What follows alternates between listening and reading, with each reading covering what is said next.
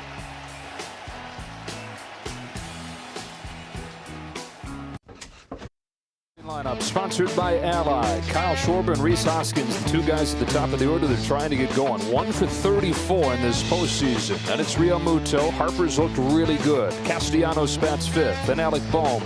Marsh, Segura, and Stott round things out for Rob Thompson. Against John, the one-of-a-kind Spencer Strider. Yeah, he certainly has been a one-of-a-kind. I'm interested to see what the Phillies' approach is going to be. Do they make him work and throw a lot of pitches knowing he's not going to be in there very long? Here's the numbers on the year. He strikes out just about everybody. It's crazy. Leadoff hitters, he strikes out at a 41% rate.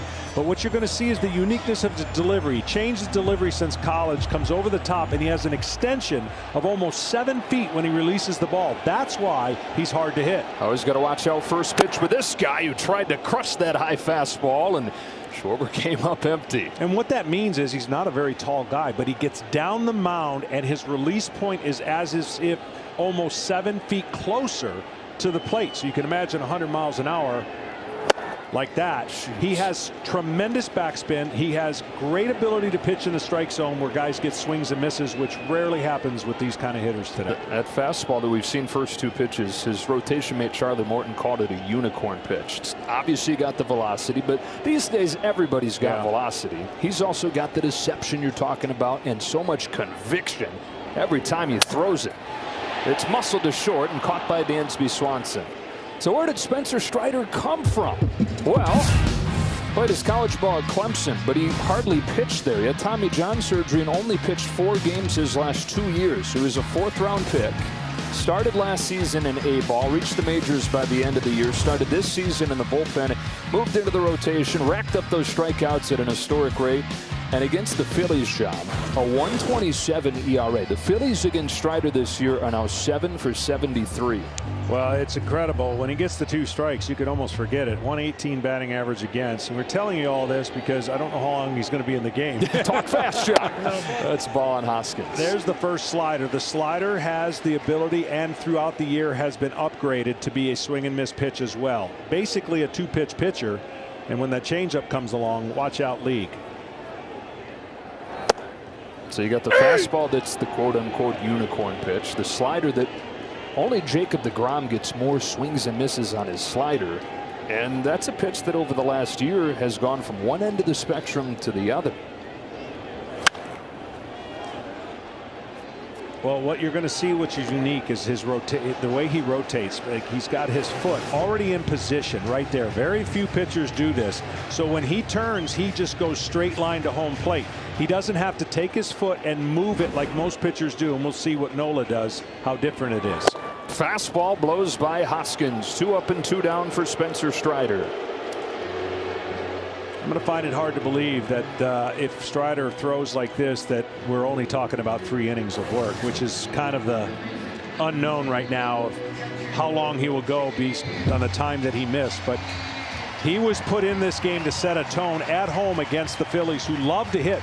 2nd best or 3rd best average at 260, and you could tell they've been on the road for a long time, so they're happy to be home. Yeah, as a 17-day trip these Phillies just went on. 14 games, including the 10 that pushed them into the postseason at the end of the regular year. 2 games in the wild card round, and then the 2 games in Atlanta. 14 games, 17 days. And so it's been a long few weeks, but it's been a long few years waiting to get back here for a playoff game. Drew. Fabulous catcher JT Realmuto. 2 for 9 in this series. Laid on a fastball, and it's 1-1. The one thing I was curious about today's game for him, you know his arm's going to be fresh. It's whether or not will he be connected to the strike zone. Early on, he has been really good, right down the middle almost. And then throwing his slider will get better the more he has feel for it. That pitch will suffer being the time off. In there for strike 2. The last pitched on September 18th when he injured his oblique. And you mentioned the 2 or 3 innings thing. That's what everybody's saying that the expectations are with the fully rested pen after the day off yesterday. And then Charlie Morton scheduled to go tomorrow. 101 out of a 6-foot, 190-pound frame. He really did change his mechanics, which allows him to throw harder. And we already talked about the foot placement. Not many people there. It hurts my hip just looking at that right now. But that's what's allowed him to go, again, straight line towards home plate. Goes down. 3-2.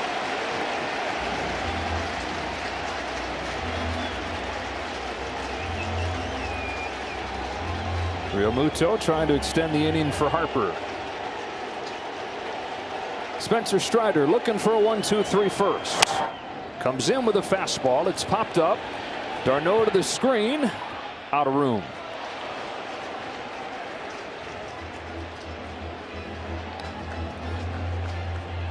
So, you know, we talk about slugging percentage, and most times slugging percentage happens for the more or less in the strike zone. 320 slugging percentage in the strike zone against Strider. That just tells you all you need to know about how good his stuff is and how hard it is to pick up, because in the strike zone is where most of the hitters do their damage. Out of the 3-2, and he got him. A fastball by Realmuto to finish off a 1-2-3 first for Spencer Strider.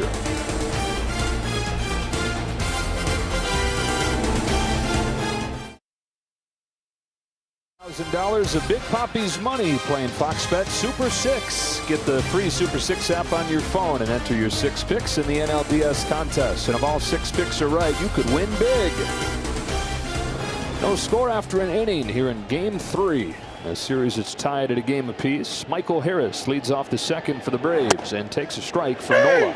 Michael Harris has had some success primarily on mistakes. Up and over the plate, he's done some damage against Nola.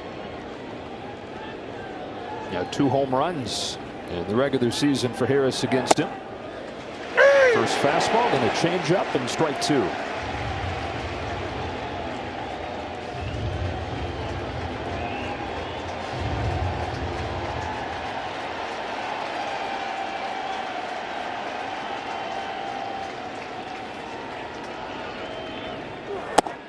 Good morning, good afternoon, and good night. Fastball bullseye, 1 gone. Well, if Aaron Nola or any pitcher gets this call and you can throw it there, the hitters have no chance. Might have been just a tick off the plate, but a perfect 0-2 pitch nonetheless. And Nola's fastball is on point, and that's the one area that he keeps getting better and better.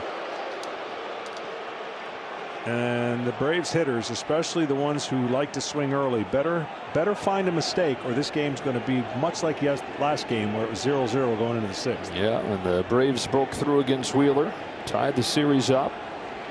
Brian Snitker looking at a couple things here, giving Marcell Ozuna the start as the DH. He's liked how Ozuna's at-bats have looked lately, and he likes the fact that he's homered against Nola 3 times. Balls down. We talked about the differences in deliveries. You're going to see a more classic delivery. A lot of movement with the glove, but the feet of Nola, a different position than what we saw the feet of Strider.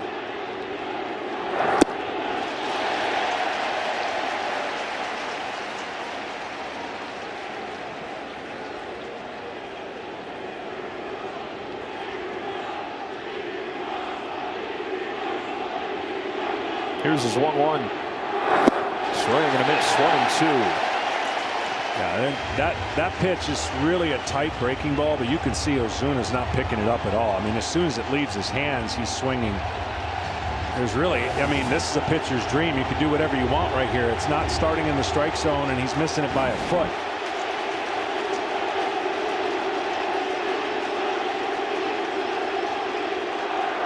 Back-to-back Ks and 2 out.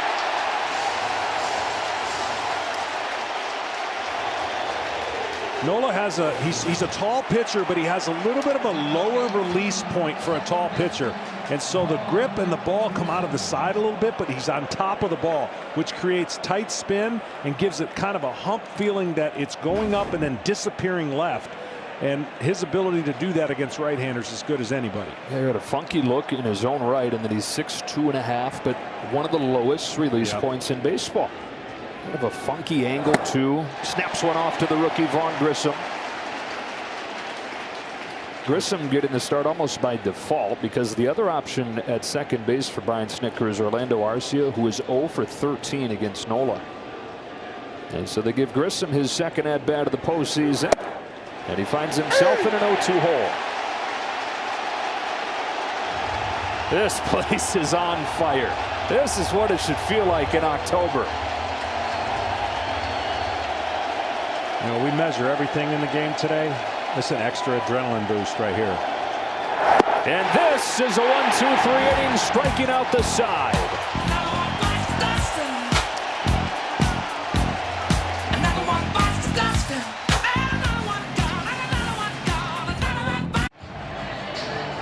does not get much better than this. Spencer Strider against Bryce Harper. This will be the fastest swing Harper has on the first pitch, I believe, if he swings at it. Here we go. Yeah. Not fast enough. Whatever you measure that'll be his timing mechanism. You knew he was going to come up there and swing. This is the greatest matchup. The best hitter against right-handers in Harper and one of the best pitchers against left-handed hitters in Strider. 1 ball, 1 strike on Harper, who has looked really good in this series. He's looked a lot more calm in the sense that he knows coming into the postseason his swing wasn't great, so he's gone the other way. He stayed on the ball. He tries to hit a homer on the first pitch, and then he stays on the ball after that. On this 1-1, he chases up, and it's 1-2. Did hit a homer on Saturday. Keying the Phillies game 2 win over the Cardinals to advance out of the wild card round. And then had a couple doubles in Atlanta. Power against power. Strider to Harper with a fastball that was center cut but dumped back. And you can see, I mean, it's a great fastball hitter here in Bryce Harper, who got one. I know it's 99, but it's down the middle and it's fouled back. Guys just don't see it. I'm telling you, part of it has to do with the way that he throws a baseball and his release point. And certainly he's pitched long enough to where the numbers speak for themselves. It isn't an isolated situation. Hitters just don't see it in time to get the barrel of the bat to it. Yeah, right. Now here's where d'Arnaud and Strider got to be careful. And what I mean be careful is he's fouled off some fastballs. The temptation would be to go to the slider, but then that speeds up the bat of the hitter. And if his slider isn't sharp, Harper's going to do damage to it. This is the tough call, to stay with fastballs or go to slider. Went to the slider and buried it to get him. And it was a great one, right? But if it's not a great one, that's a pitch that can go a long ways, and give Strider the kudos on that one. That was just unhittable. After seeing 99 up and then come in with this, almost looked like a curveball.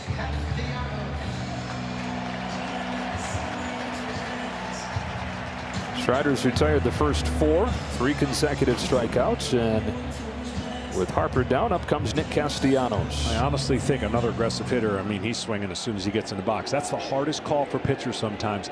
When do I go off the fastball that doesn't seem like he's catching up to it? And you know, right, like Harper, most aggressive guy first pitch, Castellanos, most aggressive guy, period. But it's like, yeah, I don't care. Nobody touches this. Nobody has all year. 0-2. And what's come of that is some moxie. Spencer Strider at this point believes every time he throws that pitch that it's going to be by the guy. Yeah, and in a day and age where we got max effort pitching and max effort velocity, he doesn't look like it's, I mean, he's getting it, right? Don't get me wrong. It's not like he's falling down after he throws, but it's relatively easy gas. See, that's the pitch, right? The first 3 out of the 5 that he's thrown have been on the flatter side. Now that will give the Phillies an opportunity to hit if he doesn't make that pitch turn the corner.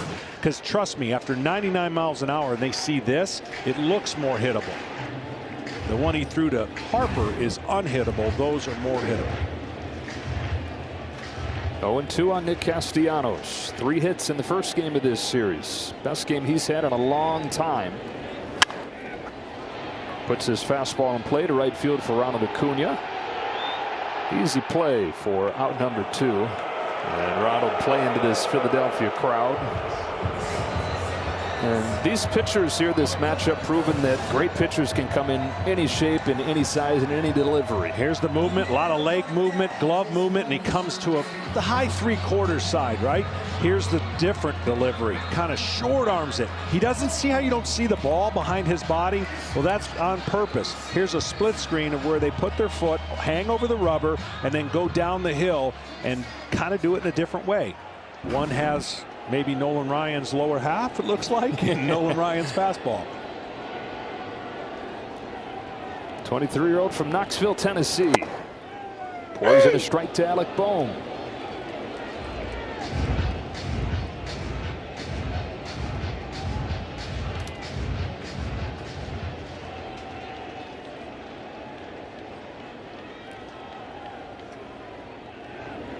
Every pitcher wants to pitch with the lead, and I said this last game, but the rhythm of the game allows each pitcher to be at their best when it's quick, crisp innings. You stay tight all the way, and then your team late gives you a run late, and you feel like that's 2 extra runs. Nola probably won't have a lot of time in between innings, and Strider, based on the way they're going, won't have a lot of time in between innings, which keeps them in rhythm. Bad news for hitters. I'm picturing the 2 guys at the park playing chess with the timer. Make my move, ding. The other guy makes his move, ding. Back and forth these 2 guys go. Good old-fashioned pitching matchup here in Game 3, like we had in Game 2 as well. Kyle Wright going 6 scoreless for the Braves. Wheeler fantastic until the rally in the 6th. 2-2 on Bohm. The other thing that I've noticed watching both these pitchers throughout the year, I don't think they care how many they strike out, because you can get obsessed with strikeouts and throw a lot more pitches to get them. At this point in the year, you got to get outs, and if you get quick ones, that's awesome. If you strike them out, that's awesome. Bouncing ball to first, easy play, Matt Olson. Easy start for Spencer Strider. 6 up, 6 down for the Rook.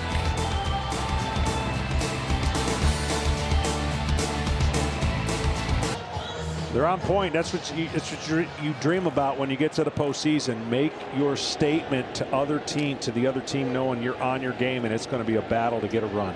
9-1-2 for the Braves. Eddie Rosario pulls the first one that he sees into the shift. Gene Segura, 1 pitch, 1 out for Aaron Nola. Good coverage beyond the expected with T-Mobile this postseason. Stream your team home or away and in the air with free Wi-Fi. Nola's been so good. He has over almost 50% of 1, 2, 3 innings. Right, as a pitcher, you dream of those. You want clean innings, and he does a great job throwing one of his first 2 pitches for strikes at about a 90% clip. So this could be 2 pitches, 2 outs. I mean, as aggressive as some of the players have got to be on each team, if you make your pitches, you can get through this game in less amount of pitches than normal. Yeah, 8 of 9 first pitch strikes, first time through the order. Ronald Acuna. Nola, knowing how aggressive he is, wrinkles one up there. Acuna put a ball in play to begin the game that found a hole on the left side. Bounced under the glove of Bohm, but he was stranded at third.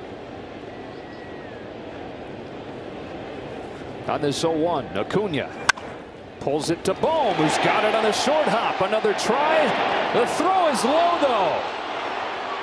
Acuna's back to the bag safely. Hoskins didn't have the ball in his glove. And the Phillies, who for a lot of the regular season were defined by how ugly the defense was, it's been ugly the last game plus now. Yeah, a little bit uncharacteristic. He makes a great short hop and then really maybe just didn't put enough on it, and it sinks. And that's the in-between nightmare for the first baseman. Where you got the cut of the grass, it's not your traditional short hop.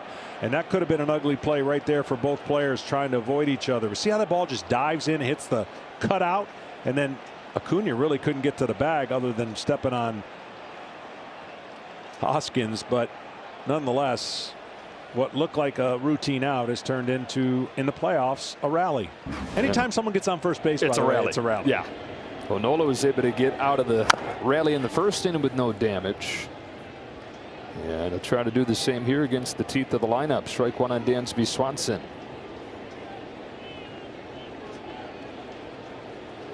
Swanson popped up his first time and is now 1 for 9 with 5 Ks in this series.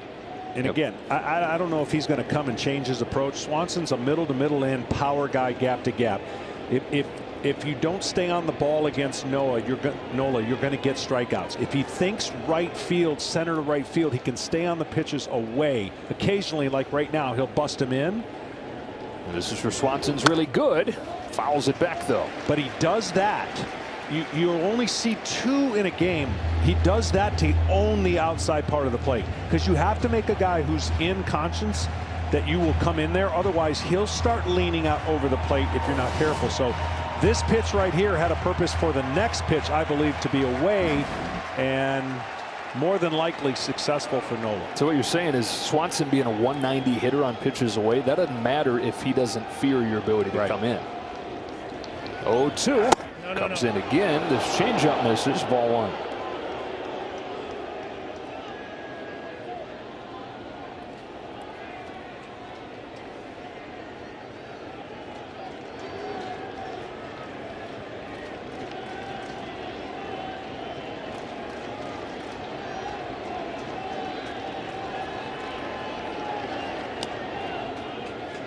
only one other person, I wish I knew who it was, threw over to first base more than Nola. Nola's second coming into this. About 134 times he throws over to first, which, by the way, will change next year. Yeah. Because there is a 2 per limit per at bat. And then Ronald's going next year. 1-2. Could take on a change. Seen a couple Braves have really impressive takes on changeups. Olsen in that first inning, Swanson here.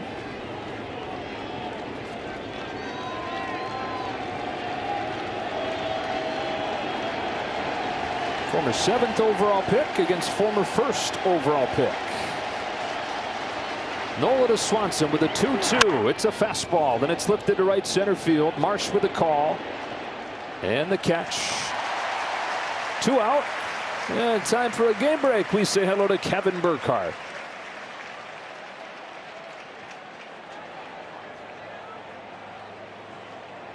First baseman Matt Olson.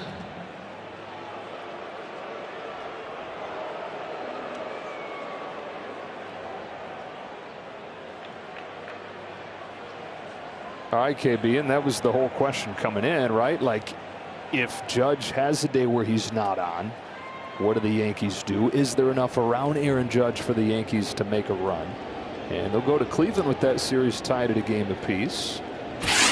Other division series in the National League. Outside of this one, 1-1 as well. Dodgers and Padres go down to San Diego on FS1 tonight.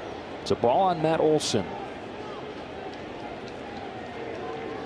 Zach Gallen is your answer. Zach Gallen. Yep. Throws over to first more than Nola. Nola's, I mean, Real Muto's got to be like, I got you, dude. Like, nobody runs on me. You don't have to help me that much. Here's the 1-0. In on him with a fastball. Straight up. And straight down for Alec Bohm. Sidestepping that mound, which is not an easy thing, but he's got it. And Nola pitches around the air.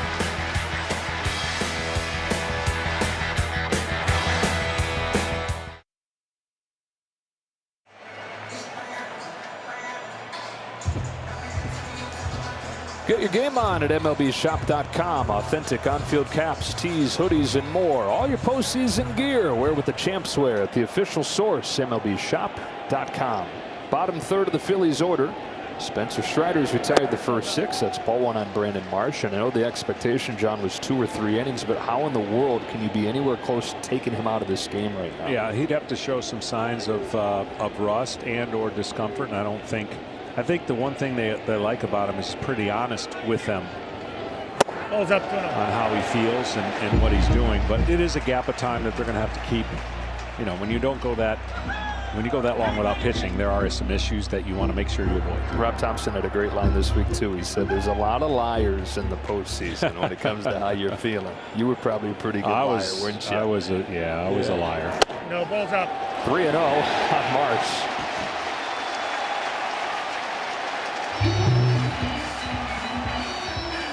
Brandon Marsh was acquired at the deadline. Rob Thompson has loved this player from Georgia originally, and then debuted with the Angels. Helped stabilize that outfield defense. He's got a 4-pitch walk to open this inning, and he's the first base runner for Philadelphia. So the first base runner against Spencer Strider. And for more on the right-hander, here's Ken Rosenthal. Well, Joe, here is how much faith the Braves have in Spencer Strider. They gave him a 6-year, $75 million contract extension, even though he has been in the big leagues for just over a year.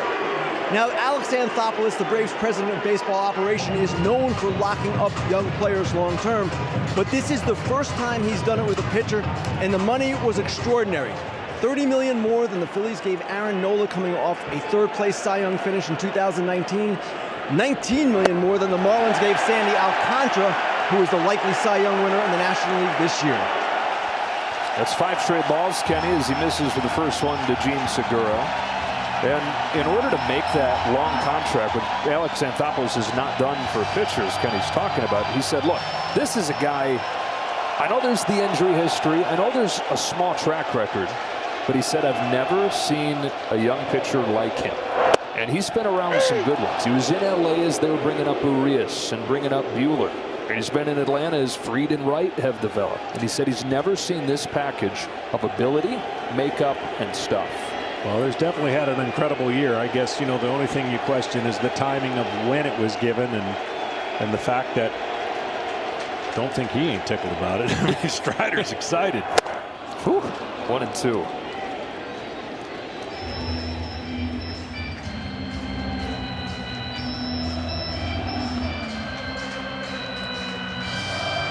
The Phillies with their first traffic against Strider. Marsh has good wheels. 1 ball, 2 strikes on Gene Segura. Fouls it back. Every once in a while during the season, he got a little command-oriented off, and that's one of the things. You don't give up many hits, you don't give up many home runs. How do you score runs? Well, you run out of the strike zone a little bit, and then one of those hits scores a run. So he came out of the dugout and missed 4 consecutive pitches up, or 5, and something reset him. That slider reset him back in the zone. Another 1-2. He goes back to the slider. Segura lays off. 2-2.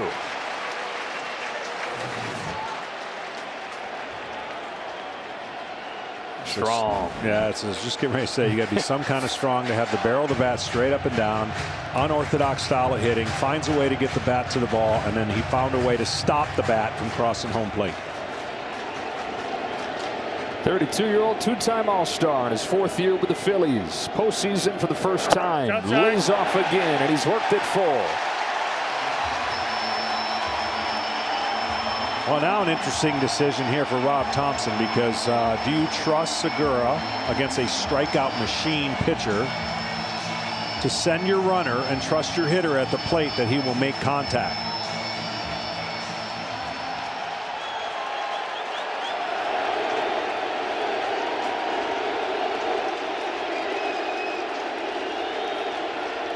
Not running. Fouls it back. Woo! To get the 97 up there. Gene Segura missed 2 months earlier this year with a broken finger. He had surgery on that finger. Came back in early August. And just has one of those swings that he can miss a couple months like that, and he comes back and it's line drives all over the yard. Yeah, he may not hit for a lot of extra base hits with against right-handers, but he can find some hits. On the 8th pitch, down swinging on a filthy slider from Strider. I had no intentions in rhyming. That just came out that way. You know what's interesting about his breaking balls is that no 2 are the same, right? He threw a couple that were up and flat, and then that one looks more like the curveball, and that's what makes him unique. You see the spin on that ball and the tight spin away from the strike zone. 4th strikeout for Spencer Strider. People at home are saying, why do guys swing at that pitch? That's a ball. Yeah. Well, yeah, but you got to protect against 99, and that tight break is hard to do. Rookie matchup here with Bryson Stott, who takes ball 1. And this big contract for Strider, part of the master plan for Anthopoulos, which has been a lot of these long deals for young players. Anthopoulos came over before the 2018 season, started with the long deals for Acuna and Ozzie Albies. And then this year, he's been handing them out. Generous strike, 1-1. Since the start of this year, the Braves have committed $527 million to 4 players, and you're seeing them. That is the rookie right there, and Michael Harris. You got Strider on the mound. We saw Riley, third baseman, Matt Olson at first base. All those guys long-term extensions this season.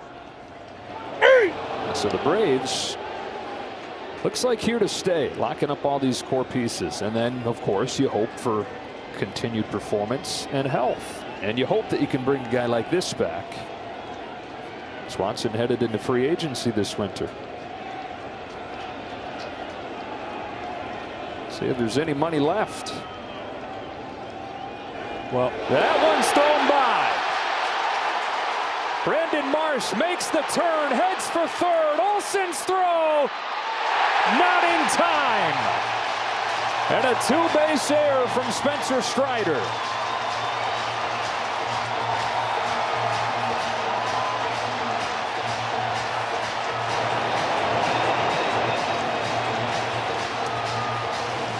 Well, he was going to be out with a good throw, but it's a long throw that Olsen had to make. But he made his mind up right there. When he saw the ball, he goes, I'm going to third. Olsen gets it in plenty of time, but the short hop, and off the bag gets Marsh to third with a strikeout pitcher at the plate. Now, if Stott can put it in play, the Phillies could have the lead. Changes everything here. Infield comes in for the Braves. Strider comes home. 2-2 on Stott, who suddenly finds himself in a key spot early in this game. Well, he has struggled. If he has one pitch he struggles, a 95 or above fastball is where most of his strikeouts come in. I wouldn't expect anything different out of Strider here. Pump a heater with 2 strikes. He did, and he stayed alive. And that's all Stott wants to do, is if he can find a pitch that he makes a mistake with the infield in, you don't have to hit it very good. You just have to get it over the heads of the infielders. Phillies raced out of the gates in this series, had the early 7-1 lead, looking for their first run since the 5th inning of Game 1. Can Stott give it to him? Now, Bryson Stott, his first month in the majors this year, he missed on a third of his swings. The last 2 months, he only misses on 1 of every 10 swings. Yeah, he's made a nice adjustment. They really were beating him up. They were worried about the fastball that he wasn't getting to. And over the course of the season, he's done a much better job making that adjustment, to your point.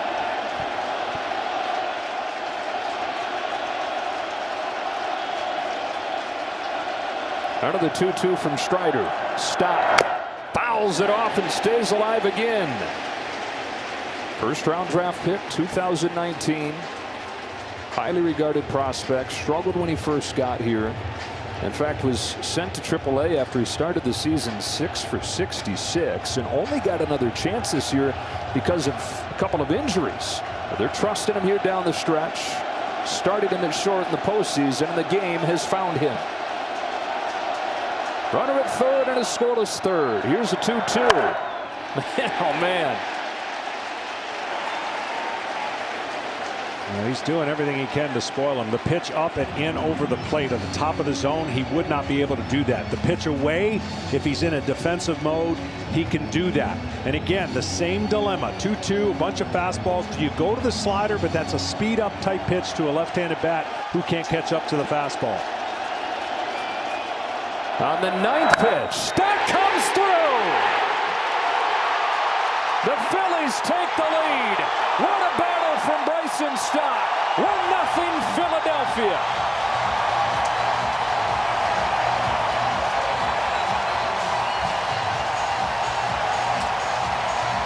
That's exactly what I was talking about. That's why it's a tough call. A guy's not catching up to your heater. He's fouling off. So you try to go to the kill pitch, but this speeds up the bat, and it gets the barrel to the bat, and it allows him to do exactly that, hook it down the line. As a pitcher, you're like, I don't want to throw 6 more pitches and have him fouled off. Let me go to this pitch, and that pitch is the one that he hits. Bryson Stott's first career postseason hit has the Phillies on the board for the first time since the 5th inning of Game 1. Great job by Stott, fouling off the fastballs and getting him to that pitch with 2 strikes.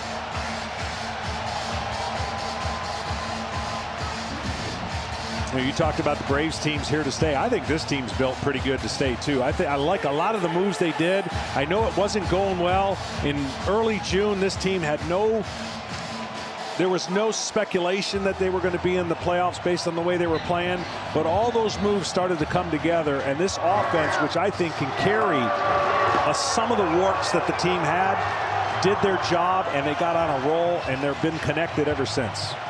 29 pitches over the first 2 innings for Spencer Strider against this Phillies lineup. 21 this inning. 4 without throwing one here. They will put Schwarber on. So first and second with 1 gone. And it'll bring up Rhys Hoskins. And with that, you saw Dylan Lee has started to warm in that Braves bullpen. So Schwarber won't get a chance there, but Hoskins will after they went 0 for 2 combined in the first inning, 1 for their last 36. And again, a first pitch slider would concern me a little bit throwing to Hoskins if you're thinking along the lines of Darno and his pitcher.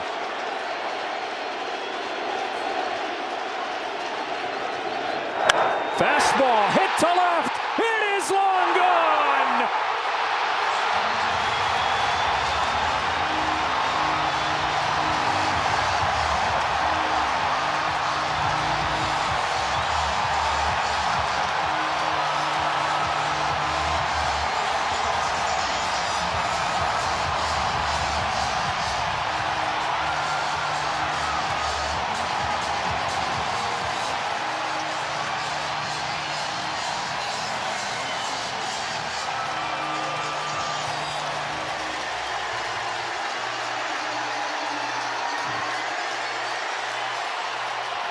That is how you make a statement when you've been struggling. That's how you make a statement when you had a rough play in the infield.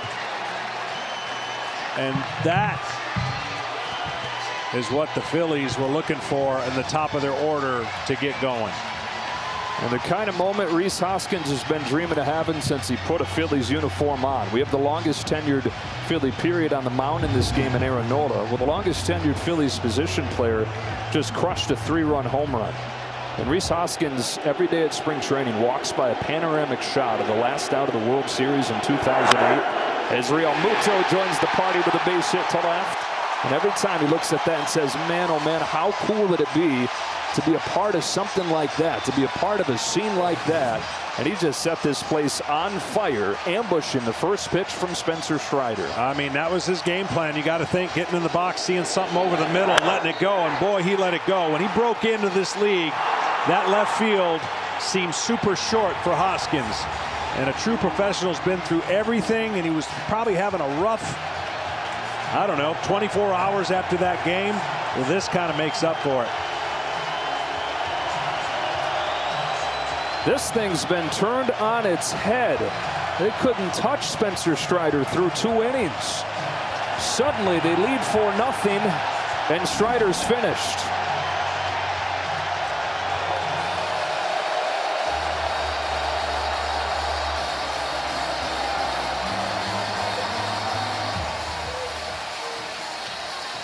Who just hit a 2-run homer.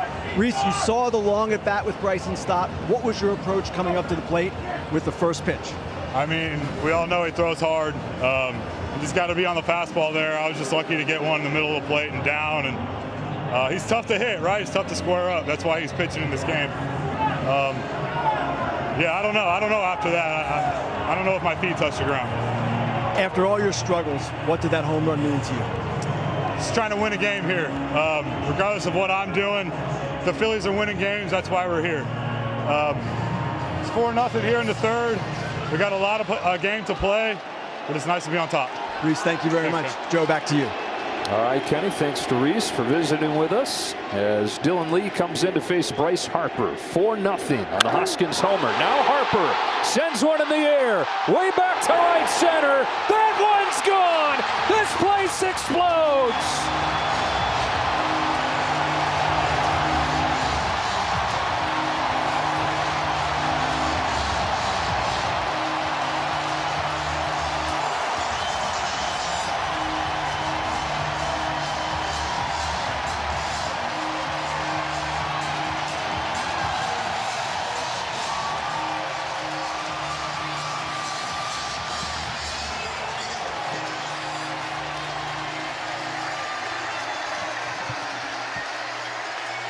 Four straight hits in a 4-pitch span for the Phillies, and it's 6-0. 17 days on the road. We talked about in the open how they love to hit at home. They haven't been at home, it seems like, in a month, and they come home and do exactly what they had hoped to do offensively, make a statement, and that is duly noted. Castellanos now. This looks like batting practice.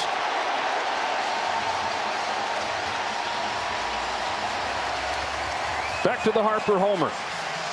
Well, both guys got a pitch they wanted to hit, and they didn't miss it. Center cut, shorter porch. Doesn't matter with Harper.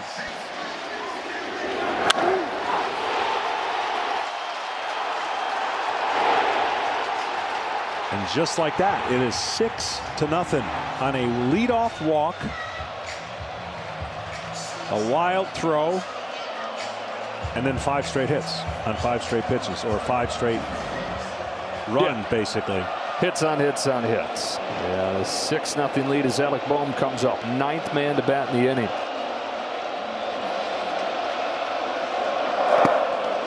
Well, Kenny got Rhys Hoskins. Now he's got Bryce Harper. Bryce, home run off the left-hander. First pitch. What's your thought process going in? Yeah, I was just fired up, ready to go, ready for pitch 1, and I know he likes his heater, so ready for it. What is it like in this building right now? It's incredible, unbelievable. These fans showed out for us each and every day, and they continue to do that, and this is incredible right here. What an atmosphere. We got a long ways to go, but good spot we're in right now. Bryce, thank you very much.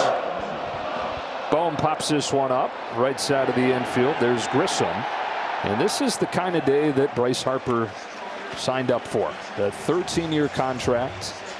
Said he wanted a city that he liked. He wanted a park that he felt like he could hit in, and he wanted a team that he felt like he could win with. And it's been a bit. 3 seasons, no playoff trips. It's part of his first postseason series win in the wild card round in St. Louis. And now gets to enjoy this, the kind of day that he had envisioned when he signed the 13-year deal. You know what I think? Kind of subconsciously, he also wanted the Phillies to be relevant in October and not just about football. Oh, by the way, the football team's pretty relevant at 5-0, but now they're having to share the glory a little bit with this run that the Phillies are on. Strike on Marsh. Started this inning with a walk.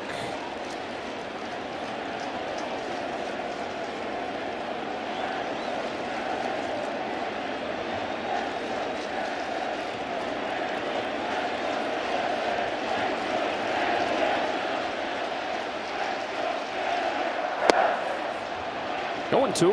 What's interesting about Dylan Lee is he had one of the highest swing and miss percentages on the first pitch that he throws, and 2 in a row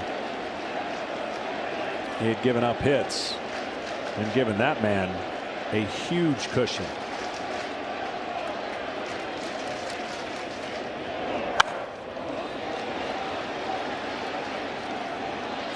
Nola's looked great through 3 scoreless innings, and has put up zeros now in 30 of his last 31 innings.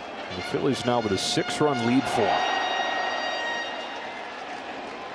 Series tied at a game apiece. The winner of game 3, when the series is tied at 1, wins the series more than 70% of the time.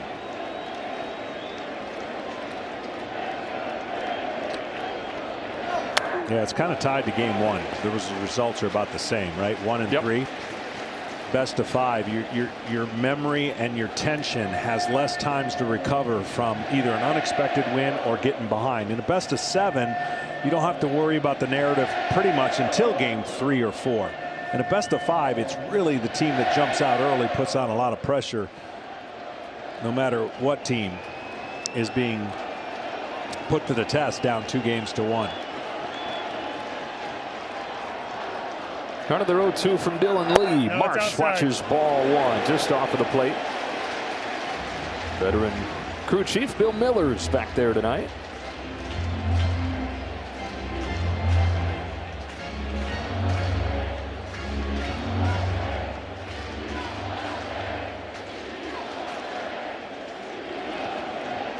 And now Jake Odorizzi begins to warm. Jackson Stevens down there as well. Runner takes off on a foul ball.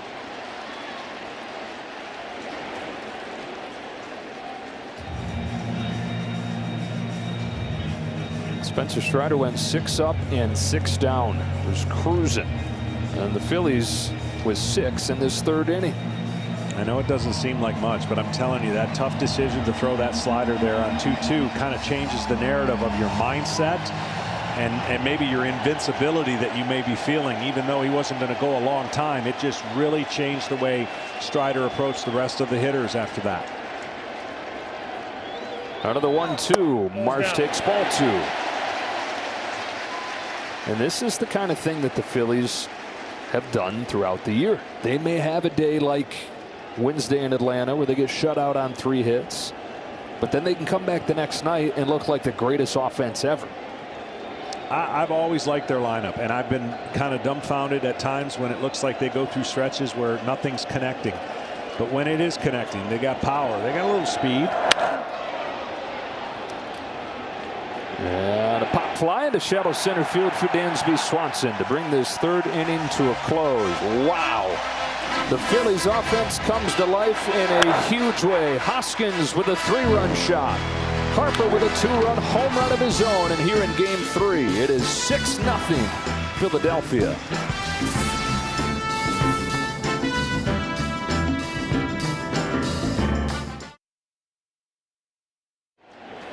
Rhys Hoskins, one of the moments of his career, 3-run home run in that 6-run inning. And now Aaron Nola goes back to work at strike 1 on Austin Riley. Boy, they put him in a rocking chair here, up 6. He sure did. And that's the fastest I've ever seen a game turn on 5 consecutive pitches like the Phillies just did. And they gave their ace a lot of room for error. Down 1-1. One thing that Nola has been great throughout the postseason, no one's been able to really get his curveball. Braves 0 for 6 against the curveball, and in the postseason 1 for 16 on that pitch. So unless he gets out of the strike zone, Nola's in there to stay for a while. Been a big October for the Nola brothers. His brother Austin, catcher for the Padres, hitting .333 in the postseason so far. And his Padres will take on the Dodgers after us tonight. Austin was the one that got Aaron involved in baseball. Austin's 3.5 years older than Aaron. Riley sends one in the air to left center field. Marsh back on it, has room for the first out of the 4th. Yeah, so here is graphic proof that the Dodgers and the Padres are next here on FS1. Tomorrow we'll be back here for game 4 of this series starting at 1 Eastern. Then a pair of pivotal game 3s in the American League Division Series. Astros and Mariners. And then Yankees Guardians. Both those games on TBS. Speaking of those two, I think I have the story right. First time they faced each other, Aaron struck him out. Presented the ball to him, I think, at Thanksgiving. And then this year, his brother got a hit off of him, so he can return the favor maybe this same Thanksgiving. Here's Darno.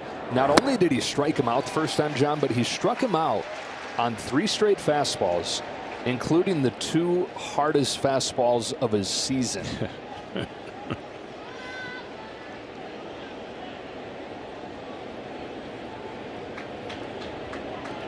That's outside. 1 ball, 1 strike. The one thing that people don't really understand, the importance of the fans and in the tension of a postseason. When the fans are at a heightened alert, right? A walk, it's a rally, anything that happened like there, a throw away from the first baseman. It is so intense that they're into it. Regular season game, not as much. So you get adrenaline as a pitcher that can work for you or against you. Once you learn how to use the adrenaline for you, you get that extra mileage on your fastball and your extra crispness on finishing a hitter, because the regular season, if there was 2 strikes on this batter right here, they wouldn't all be standing for a strikeout. Yeah. They do that in the postseason. That's ripped down the line. Darno deposits it into the corner, and he's got extra bases here. His solid postseason continues with a 1-out double. I remember the first time experiencing it when we went from worst to first. I think I threw my first 7 or 6 pitches up high. Couldn't get the ball down. I mean, the crowd, it was unreal. And then you learn how to do it. And it's an adrenaline that is unmatched that you could ever go through, short of your first All-Star game. But the playoffs are so special. And once you get a taste of it, you want it for the rest of your life. Here's Michael Harris getting a taste in his first season. Still looking for his first hit in this series at 0 for 8. And the people, John, that know Aaron Nola best, they say one of the reasons they wanted so badly for him to have a chance to do this was because they figured he would be wired right for it. Pitched in a lot of big games at LSU, and has pitched in big games in Philadelphia, but nothing like these last 2. Postseason debut, a wild card round in St. Louis, and then this one tonight. Well, his preparation and work ethic is second to none from what I understand. So everything he does to go about to get ready to pitch and make his starts, you know, it just seems like that's in his DNA wheelhouse to get to a game like this.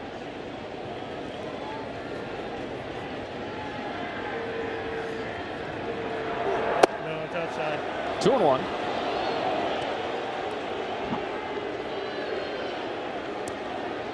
We watch the offense get him 6 runs. He get about a half an hour rest there. How long before you start to worry a little bit about rust? Well, 30 minutes is the one good thing short of an injury that takes you away from the time of the game. You know you're getting runs if it's 30 minutes. Right. So it's the push and pull that you'll deal with. Make it worth it, boys. But when it's 30 minutes, it does. You find yourself, okay, great. All right, 3 runs, great, 4, 5. And there comes a point where you're like, that's enough. Let me get me out back on the mound. Because you want to continue that rhythm you had, you know, before the team scored all those runs.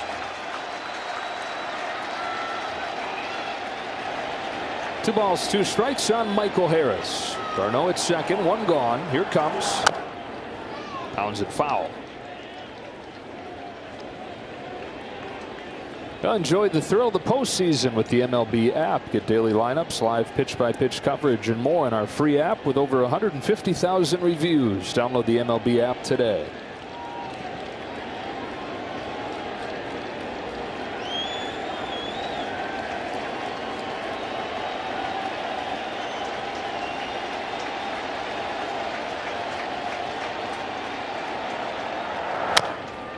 Change up, put in play, and Nola's going to get him at first.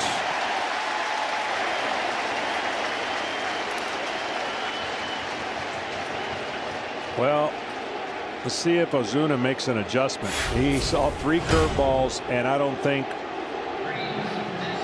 don't know what length bat it would have taken for him to hit the pitches that they were thrown. So I wouldn't expect anything different here if I'm Nola. But let's see if Ozuna makes a change to his approach. Brian Snitker had to be sitting there saying, "Now what in the world?" I'm talking about how I like your at bats lately, how you've seen Nola well through the years, and then that's what I get.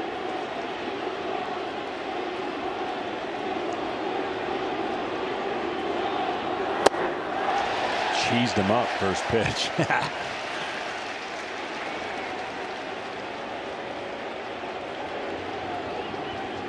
Now he's really in Ozuna's head and not knowing. I mean, I just saw 3 curveballs in a row, and then you went fastball center cut. Now what? Let's find out. No, ball's inside. Backup breaking ball.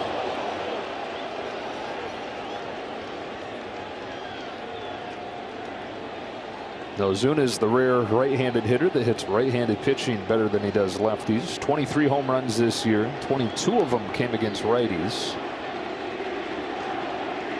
Hot finish after a bad first few months. On a 1-1 from Nola. Fastball is away. Ball 2. Well, at this point, I know there's no way that the Braves are going to get back in this game unless they make Nola work super hard and figure out a way to swing at only strikes, right? Because he'll be in here to finish it if they're not careful. So they got to find a way to chip away and get a 2-out hit, especially in this inning. That would help feeling better about the 6 they just gave up. On a 2-1, Ozuna takes strike 2. And boy, oh boy, what are you going to do if you're the Braves and he's getting that? Yeah, that one right there, that sets up the breaking ball away. That would probably be a swing and a miss. He got 2 inches off the plate. Late movement, but Ozuna's like, come on. It's hard enough already, Blue.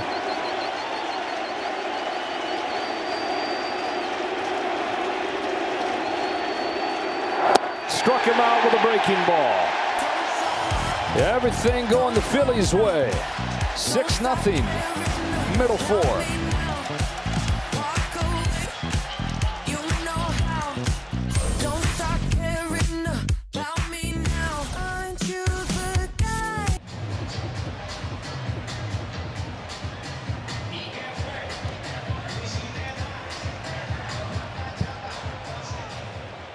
Six nothing. Phillies getting 6 in the 3rd to chase Spencer Strider from this game. Jake Odorizzi takes over for the 4th. Gene Segura takes ball 1. Well, Odorizzi, he's not necessarily going to miss a lot of bats. He's want to create spin, 2-seam, and then cut his fastball and try to keep the ball out of the middle of the plate. Braves got him from the Astros at the deadline for Will Smith. His 1-0 pitch is a little high, 2-0. And really what they're going to hope he does with the score being 6-0 is how many innings can he save the bullpen for if this game doesn't go the way, if they don't rally and come back, they're going to need every resource with tomorrow with Charlie Morton on the mound. That's outside. And you kind of get back to that discussion. Who to start game 3?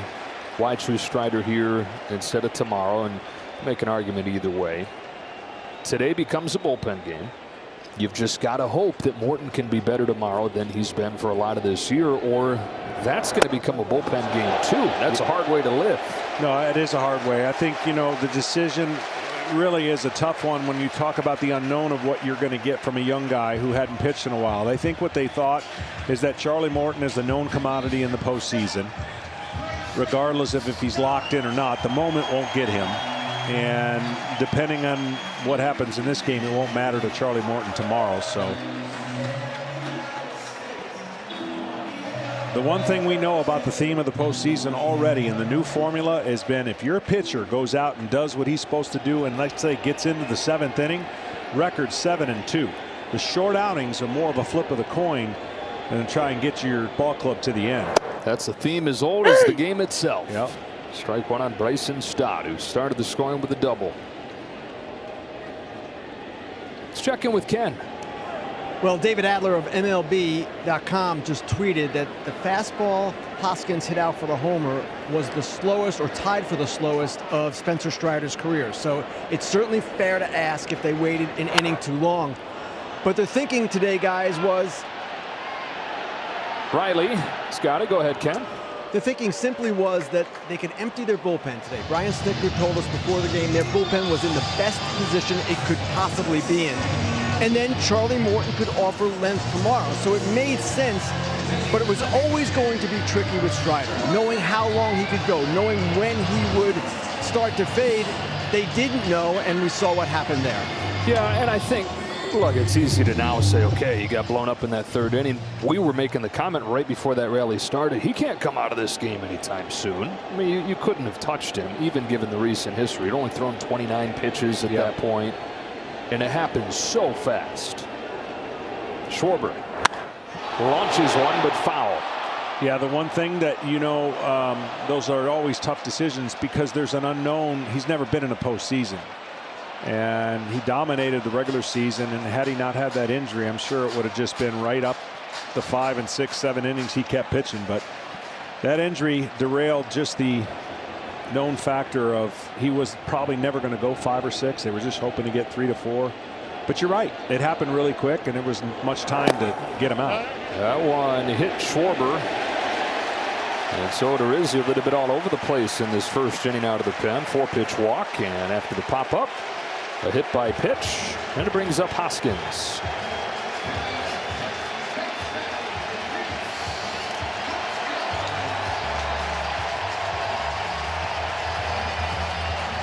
We'll let that ovation from this crowd wash over him. 6th season, and has certainly had his ups and downs. He'd tell you he's a very streaky player. He can go on some runs where he'll carry an offense. But then that makes it maddening when he goes into the kinds of slumps that he's been prone to throughout his career. This year, 4th consecutive year of at least 25 home runs, and it was his most consistent one yet.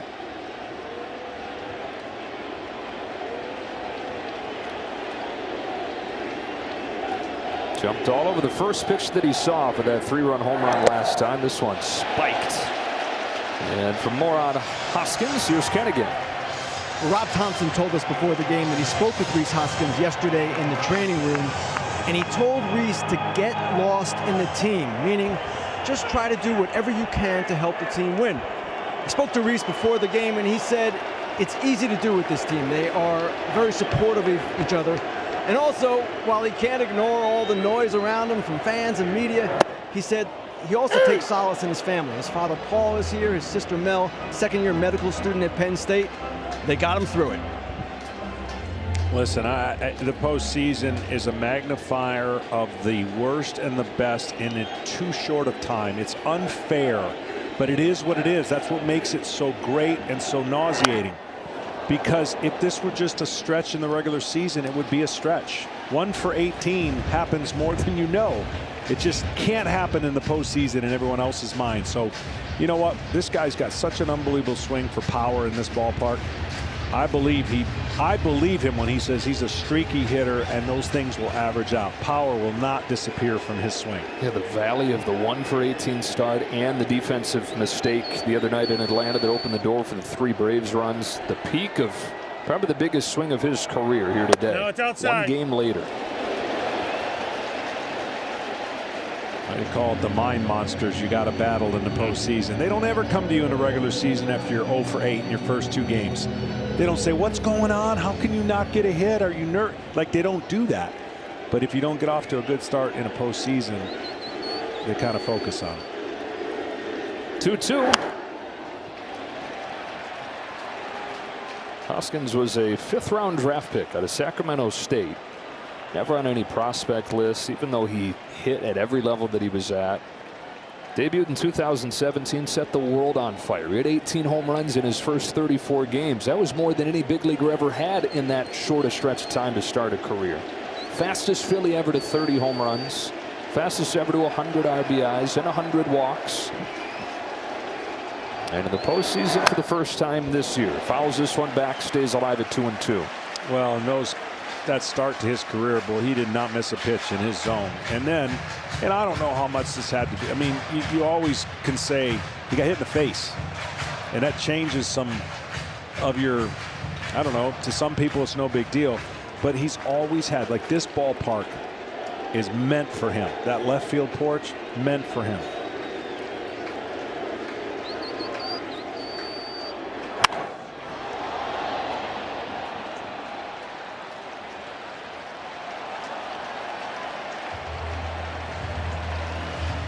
Been a tale of 3 stretches in this series. They busted out of the gates in game 1. They had the 7-1 lead over the first 5 innings, and then they were shut out over the next 15 before the 6 runs in the 3rd inning today.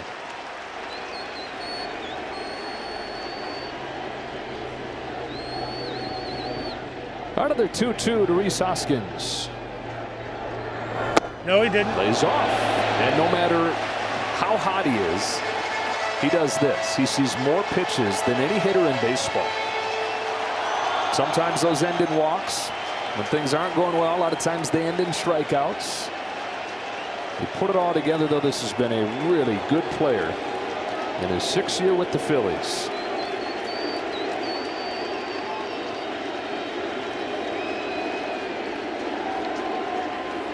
The payoff. Hoskins swings through it. 2 out.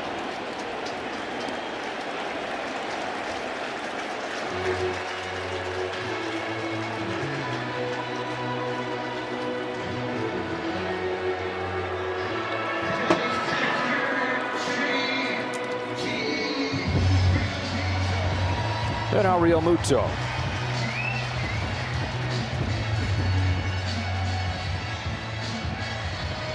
I asked Rob Thompson, I mean, we always talk about these numbers as players, home road splits, how do guys, I mean, I just said, can you explain the success they have here at home? And he said, I really can't, other than familiarity, right? I mean, they just love to hit in this ballpark. Nice change up there. No balls, 1 strike. Throw back to second, and a close play as Segura had gotten a large secondary.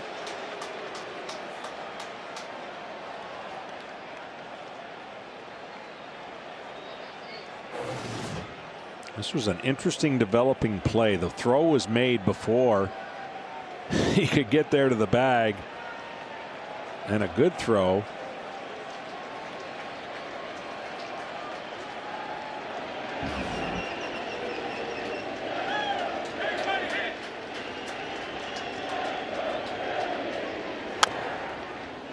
Oh, 2.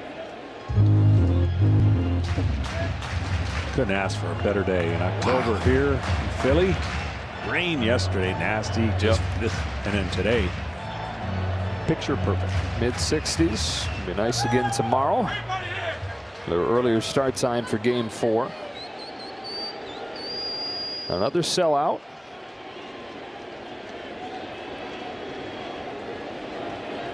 2 on with 2 out and an 0-2.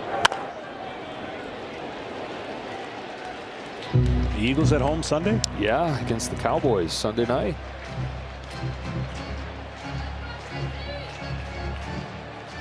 Only unbeaten team in the NFL. Nick Sirianni is here. I actually showed Nick Sirianni and his family up in one of the boxes, and he got a huge round of applause. What a time to be a Philly sports fan.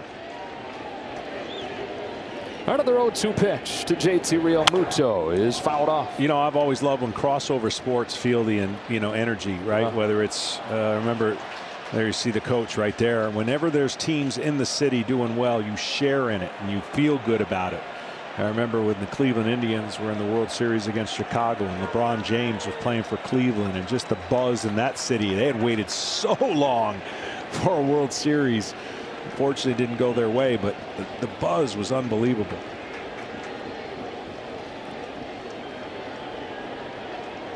A couple like that. No Deruzzi looking down, not liking his footing. I don't know how Darnell caught the first one. I have no idea. That one was a little easier to catch, but you never anticipated as a catcher, as both catchers are talking about it. He just spikes it. And that one at least came back as if it was thrown in the air on the outside part of the plate. Yeah, hit him right in the chest.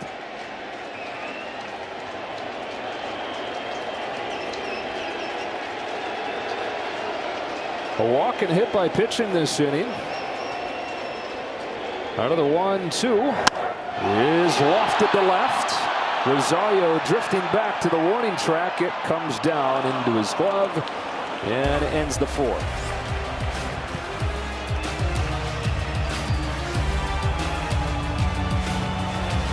Michigan on Big Noon Saturday, and then the Badgers and the Spartans, John Spartans, squaring off at 4 with 7th ranked USC and 20th ranked Utah, finishing off a great triple header on Fox tomorrow.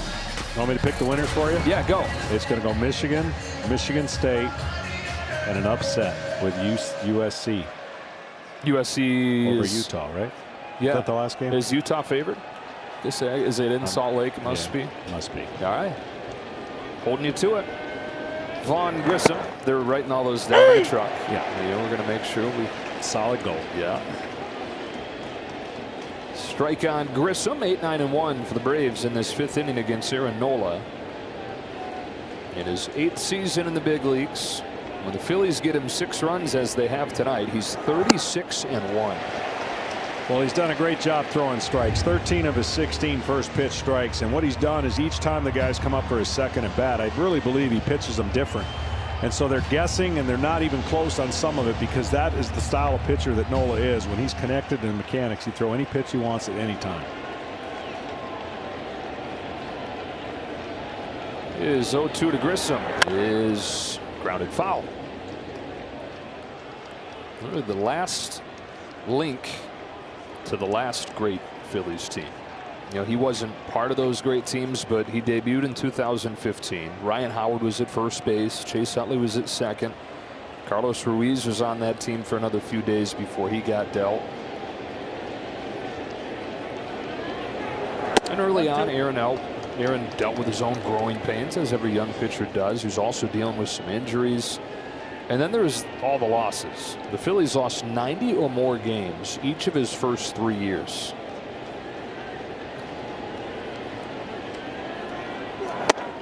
Fastball to get Grissom looking. He got better and better. The Phillies did too, but they kept falling a little bit short. He did too. There was the narrative about him not being able to finish the season until this year. He's waited and waited, and they've waited and waited for this night and for him for this opportunity. And it's so fitting that he's the guy starting as postseason baseball comes back to Philadelphia. Yeah, he's been really, to me, he's one of the elite pitchers that doesn't get noticed and probably doesn't have the success he deserves win-wise. Pitched a lot of tough games. You mentioned all the losses, and I think he's become kind of that full circle guy, looking at what he did in the past, making adjustments to get better in the future. And you know that bothered him of not finishing in September, right? Everyone will eventually talk about it and ask those questions, and now he can put that to rest for a while. Well, the biggest reason, John, that people started to fear the Phillies wasn't the offense, because they've known that the offense was there and nobody really feared them in the first half. It was that the defense shored up, and it's that they've had a healthy and effective top two in the rotation that they'll stack up with anybody. Between Wheeler and Nola. Rosario flies one to center. Easy play for Marsh. 2 up, 2 down. And for more, we go down to Ken Rosenthal. Joe, at one point in his Phillies career, Aaron Nola had 5 pitching coaches in 5 years. His most successful season was 2018 when he finished 3rd in the Cy Young voting behind Jacob deGrom and Max Scherzer. His pitching coach that year was Rick Kranitz, the guy in the Braves dugout who now holds the same position. The Phillies replaced Kranitz after that season with his assistant Chris Young.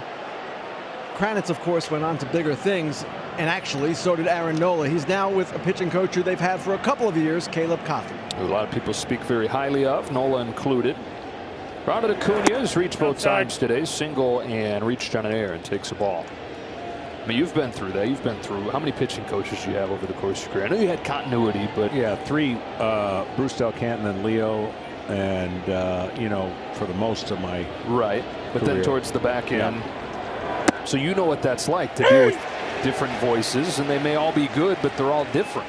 Yeah, especially now, though. Yeah. I mean, now there's more information, more ability to kind of critique and frame, and you know, cookie cut type pitches and what they look like out of a computer. And so, yeah, there's a lot of things that they deal with today that we probably didn't have to deal with. 1-2.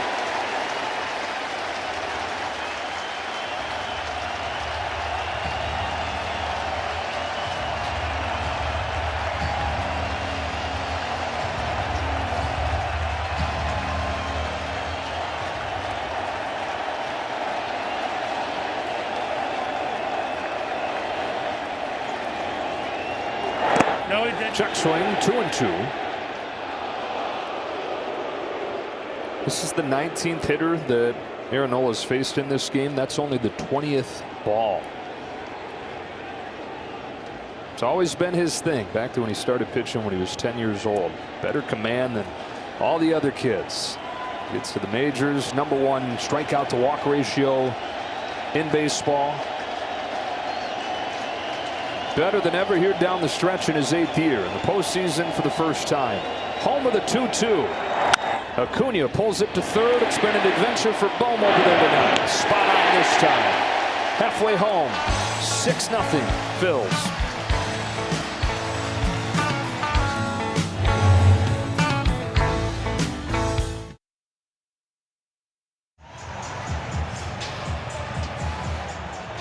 John, you want a stat that's going to make you and all of us feel a little bit old? I'm ready. Okay. Bryce Harper turns 30 on Sunday. Pop up on the right side of the infield off his bat, put away. Didn't he just get here? He did. I mean, feels like he was a phenom for so long, and now he's the grizzled 11-year vet turning 30 this weekend. And in the 3rd inning, launched his 2nd home run of the postseason. Well, that's what he's known for. Obviously, tremendous power hitter. Look, he since coming here, again, I think he shocked the world when he signed that contract to come here. And you could tell he's a baseball history. He's made for this. He really is. Yeah. He respects the game of baseball, and he's done everything you could ask for since coming here to Philadelphia. And there is nothing more than he would love to do to bring a championship to the city in baseball again. Castellanos swings and misses, and I think it would be great for baseball as a sport to have him on a bigger and bigger stage. Of course, he leaves Washington. The next year they go and win the whole thing. He hadn't won a postseason series before the wild card round, but he's just one of those guys that it's appointment viewing when he comes up to the plate. You know what, fair or not, there was so much put on him early, right? Like he was, again, meant to be this phenom and so much expected. Maybe he did some things a different way that rubbed people in Washington, but he learned from it. I think he's progressed. And to your point, like a veteran, he is a veteran with 10 more years to go. Right. And it's rare that you can say that in a game that is so young. 4th year of a 13-year deal. And I think it's, you could say, okay, so early on there's so much hype. It was almost going to be impossible for him not to be overrated. With the expectations him coming in, impossible to reach. I think it's fair at this point to say that he's underrated. Ball's down. I know he won an MVP last year, so started to get the talk charged back up again. But you don't as often hear his name mentioned in the inner circle of best 2 or 3 players in the game like it used to be. Okay, who you got, Trout or Harper? Harper or Trout? But that's what I'm saying. It was put on him so much so early, and then some of the injuries, and then maybe some of the underperforming in everybody else's eyes. And now it's kind of reversed itself, to your point.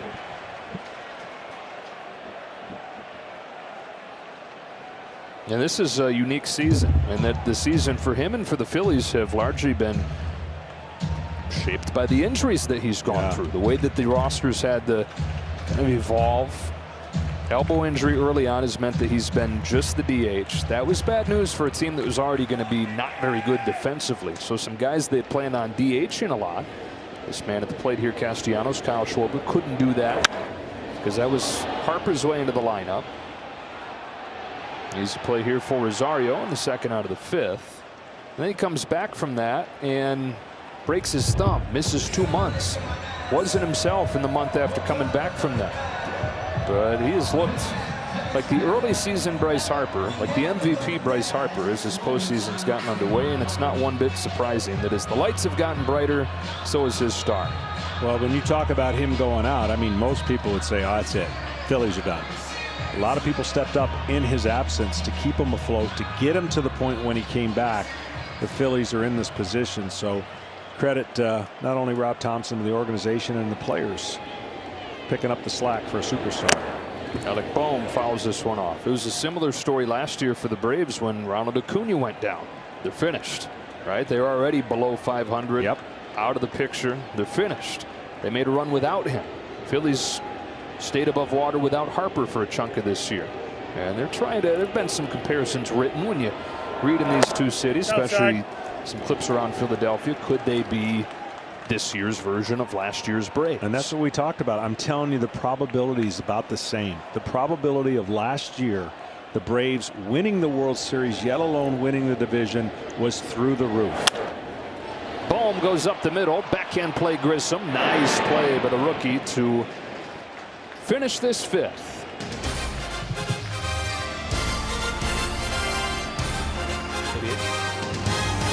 At MLB on Twitter, Facebook, Instagram, and YouTube to keep up with everything baseball. A 6-run third for the Phils. A 6-0 game. Here in game 3, and strike 1 from Aaron Nola to Dansby Swanson. Put that on repeat and just hit play. Strike 1 from Aaron Nola. And that's what he had coming into here, and the Braves knew it. They got to take advantage of the pitches that don't get to the desired area, and he just hasn't made many mistakes. That's the pitch really that's become an increasingly great pitch, because when you're thinking fastball away and he drops a changeup in the inner half, it expands the zone and you think you're getting a fastball and then ties you up on the inside part of the plate, and he can come right back with that hook if he wants. Now he has 3 ways to get you out at 0-2.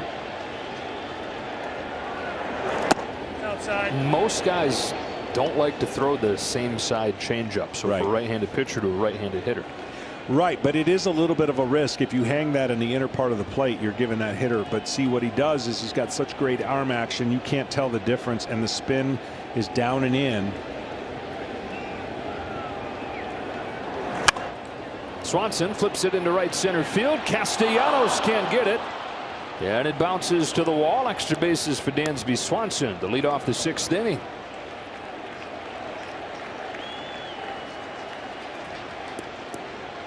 So here's the difference that I'm talking about when you look at what StatCast can show us.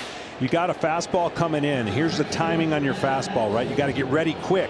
But then watch when the fastball stops. There's the difference between the 2 pitches and the timing mechanism and how it messes you up. Look how many feet that is, or inches, if you will. And that's what the hitter's looking at, and the variance of the time it takes for a fastball to get there and the time it takes for a changeup to eventually get where the fastball got.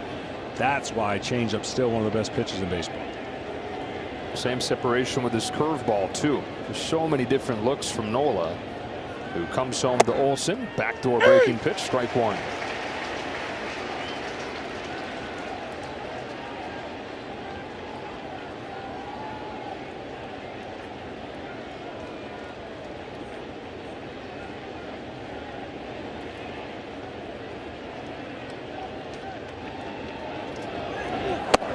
A ball, one strike.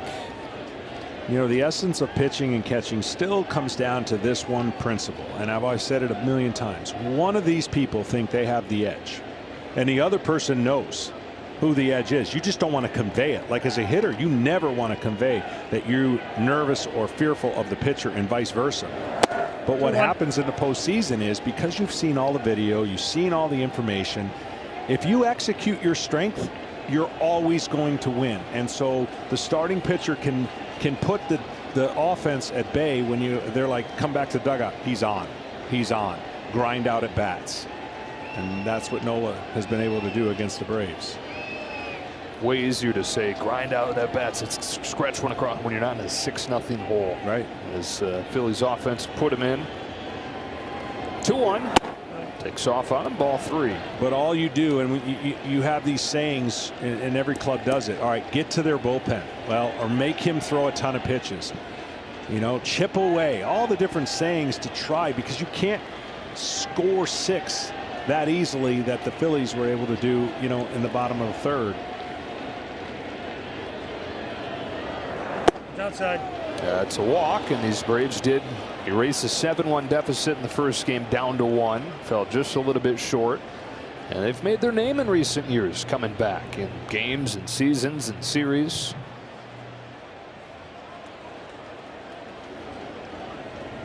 First time since the first they've had multiple runners on against Nola. Quick word from Corona.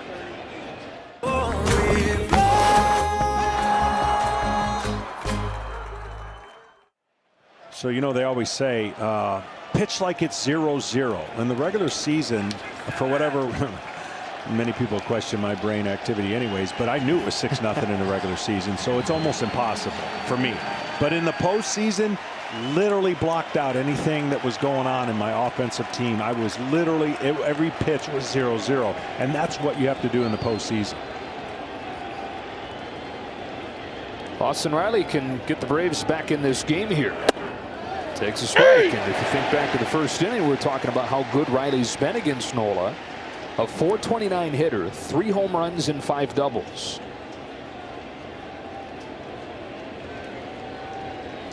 And Riley would love to get a hanging breaking ball where he can use his power gap to gap. 1 for 10 in this series, just an infield hit. Behind 0-2. And there he dotted. After getting the first 2 on, he dotted away and dotted in the top of the zone. I mean, you could tell him it's coming, and that pitch right there, he got the benefit of it because he's been around the plate more than not.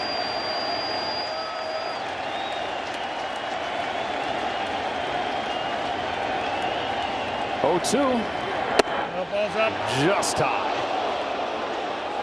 You can see JT was like, come on now, pointing he had his glove going down, get that ball to break down. Watch where he throws this pitch. He gets underneath it, it doesn't move, and then JT's going to tell him, let's go, focus on that end result, get that ball to break.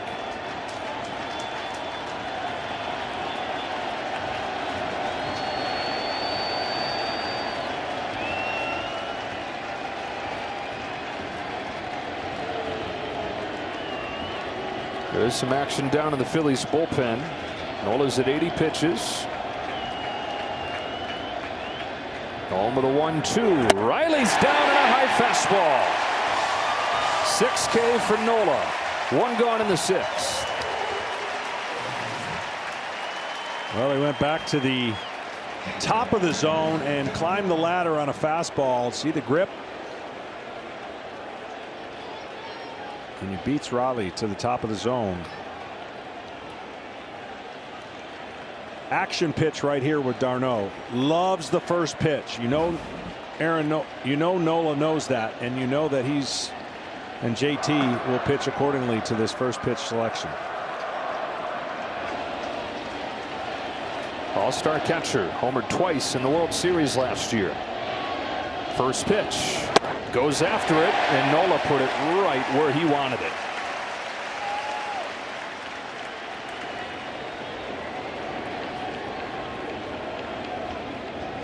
That's what you dream of doing. 19 of 23, getting ahead of a good offensive team. That's how you slow them down.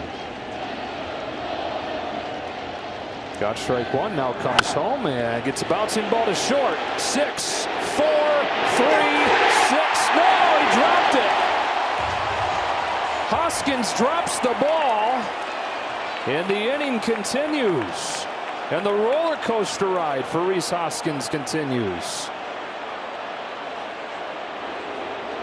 I'll be honest, I took my eye off it. I just figured. Me too. I was starting to tell you 6 scoreless innings. Oh, it hit him right in the heel. Oh.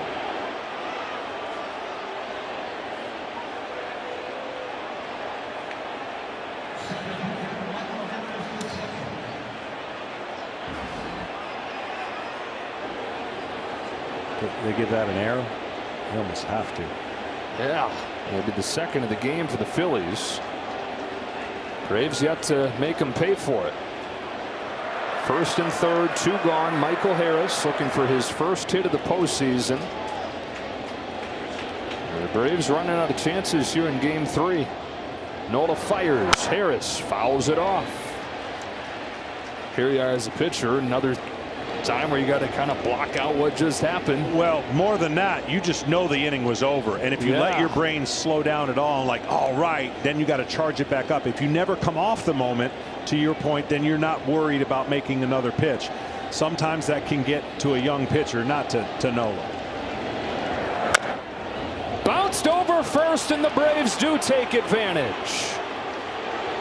Michael Harris's first hit in the postseason is an RBI single to score Dansby Swanson, and it's 6-1.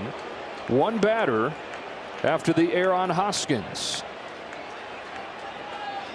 And you know he's trying to breathe through it. That was a high hopper. You get him to hit it on the ball and on the ground, and that's exactly what he did, but he hit it so firmly it bounced over Hoskins, and that's going to either cause another conversation here at the mound, because so much has just happened in the last 35 seconds that you go, what? And so Nola's got to make one more pitch here to get a hitter out and reset the whole mood of this stadium that was kind of like, what just happened? Because Phillies fans, you can't blame them if they're looking here at a 6-0 lead and still not feeling totally comfortable. Everything they've endured over the last decade, and even this season, they've blown 2 7-run leads, including an Aaron Nola start where they were leading the Mets 7-0.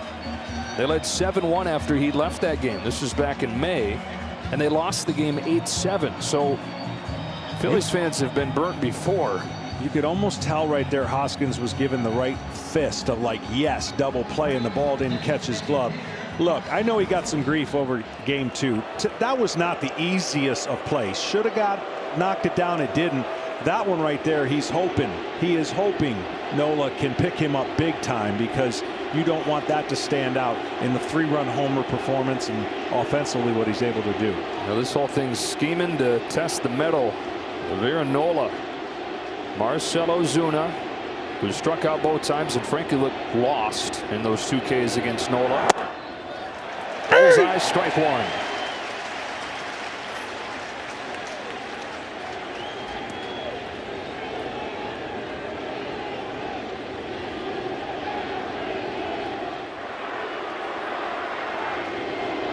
Jose Alvarado's ready. Nola trying to finish 6. His 0-1 pitch. Outside. Fastball misses. Runner goes. Throw down not in time. Stolen base Michael Harris. Good catch there from Segura, or else Darno might come in to score another run. I'm going to tell you something. Watch JT as this pitch comes in. See how he moves to get ready to throw? I think it cost him the strike, but he was trying to get ready to throw the runner out at second. And that one right there probably could have been 0-2 real easy, but the movement of JT trying to get ready for the runner to go to second base cost him a strike, I think. So second and third with 2 out, and a 1-1 pitch. Ozuna pulls one to short. Backhand by Stott. Yeah, this time Hoskins has it. They get 1 as a result of the error. Aaron Nola, fantastic night.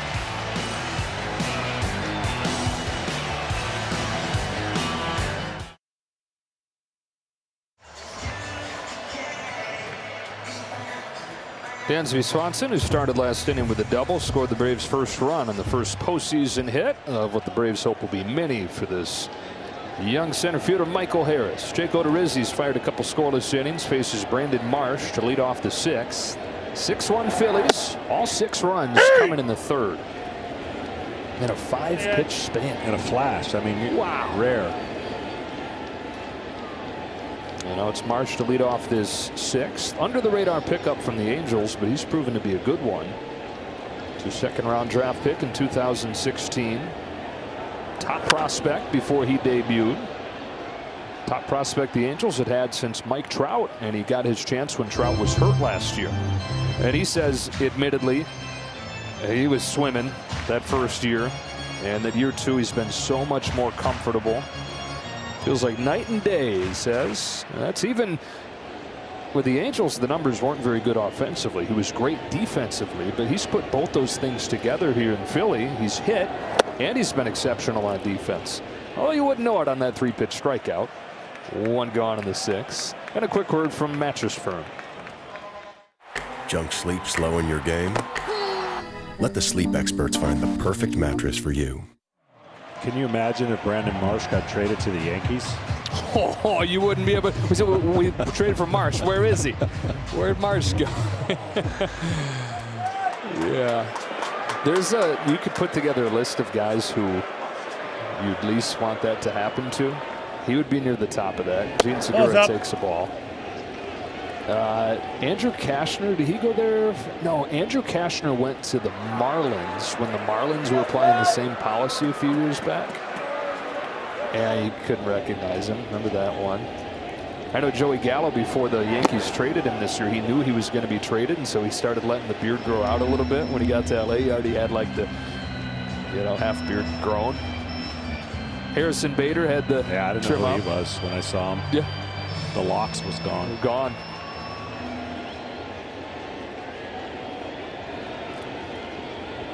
Segura walked his last time. He takes a strike here. It's 2-1.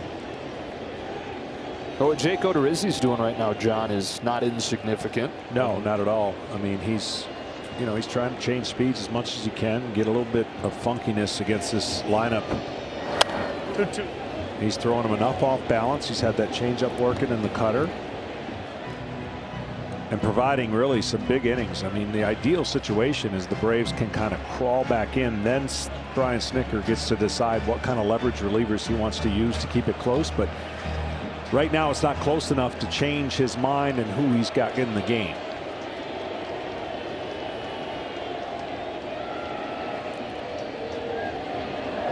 Ball's down. Yeah, 3-2. Brian has a little bit different set of circumstances to deal with than an old manager, just because this team has shown the ability to come back from so far down. And so what for most teams is it's over, it doesn't have to be quite as tight before he starts chasing it. He said game 1 was an example of that. Right. They got a couple, made it 7-3, and then he went with his better arms. No. Walk for Segura, his second. Dodgers and Padres are going to follow us here on FS1. Game 3 of their own down in San Diego. Should be a similarly fired up scene as postseason baseball returns to Petco Park. And then tomorrow we'll be right here for Game 4 of this series. 1 o'clock Eastern, and a pair of pivotal Game 3s on the American League side. Bryson Stott, one of the key swings of this game, is double on the 9th pitch against Spencer Strider. Yeah, it really was. It fired up this crowd, fired up the Phillies bench, because it looked overmatched up until that point off the fastball. Grounded to first. Olsen, a nice pick. The second one. Back to first. Double play. 3-6-3. Thing of beauty to finish off the 6th.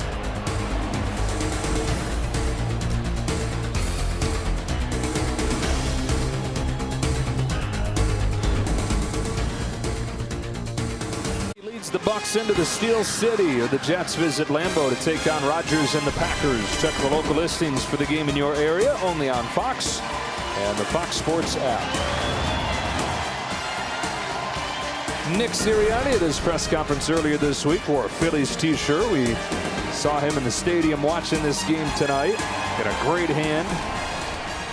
Only unbeaten team in the NFL at 5-0 and ready to host the Cowboys on Sunday night just across the parking lot here. Orlando Arcia pinch hits for Vaughn Grissom, and that's called a strike by Bill Miller. Well, the reason Arcia didn't start this game was because he's 0 for 13 with 5 Ks against Nola, but Grissom looked downright overmatched in his 2 at-bats, struck out both times. And so Brian Snitker pulls the trigger on Arcia and pays him off. Segura just did not see the ball off the bat. He didn't react. He almost moved the other way, anticipating something else, but that'll be it for Nola. Well, you think he's going to get any kind of ovation? What a night. He's been waiting his whole career. They've been waiting for more than a decade, and it all came together for him tonight. For him and for them. 6+, 1 unearned. Aaron Nola.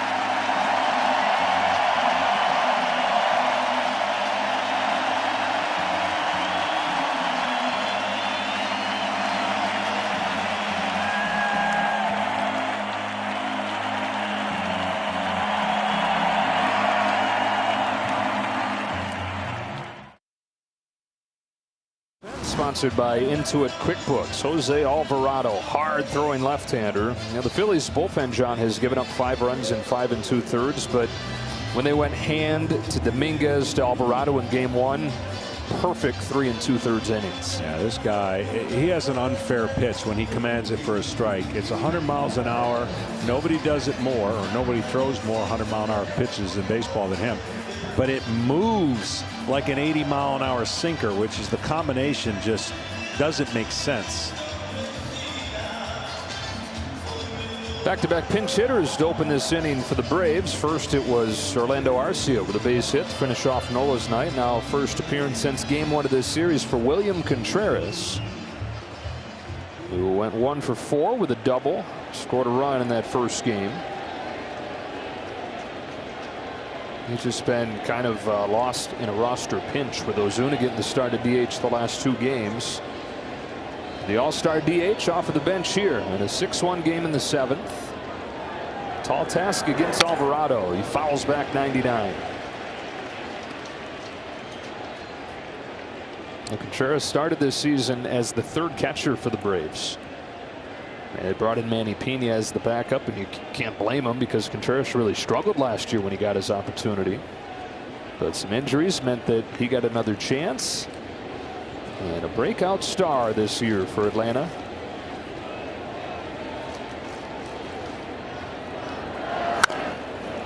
Oh, 2. Still just 24. And of course the brother of Wilson Contreras. They started the All-Star game together for the National League side.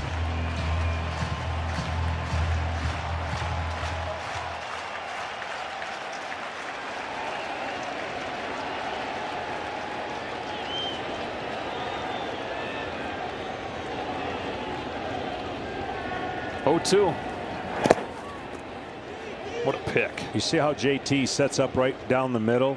I mean, that's all they're hoping he does, is throw it right down the middle and let the movement take care of itself. He spikes this one. His slider he tried to throw. But when you have that kind of movement, you just want him to let it eat in the strike zone and let it go where it wants to once he releases it. So he's setting up pretty much right down the middle.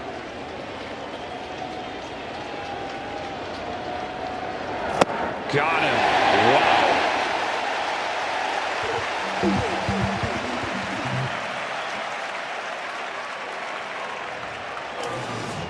Downward action on this slider, makes the adjustment, starts it like it's going to be in the strike zone. Hard to lay off. So 1 away in the 7th. Fun matchup here. Alvarado against Acuna. Ronald's 1 for 3 today. He's been on base 9 of his 12 plate appearances in this series. We talked before the series started about Harper getting going for the Phillies, Acuna getting going for the Braves. Well, Acuna's kind of done his part.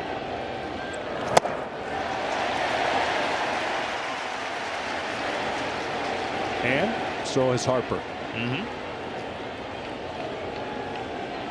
It's good producing by Pete Macheska. Yeah. We just say what Pete tells us to.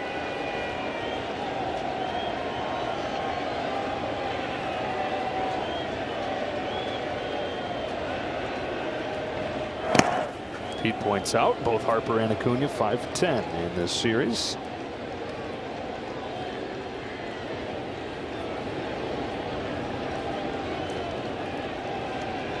Harper's got the home run edge, and his team on the verge of getting a series edge, on the verge of getting to within 1 game of a surprise trip to the National League Championship Series.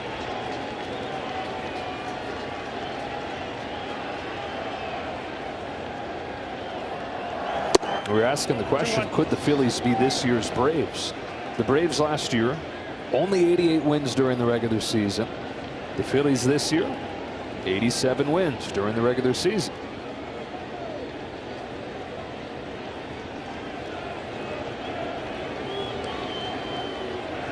Brian Snitker's bunch still planning to have something to say about it. 2-1 pitch, and Acuna fouls it back 2-2.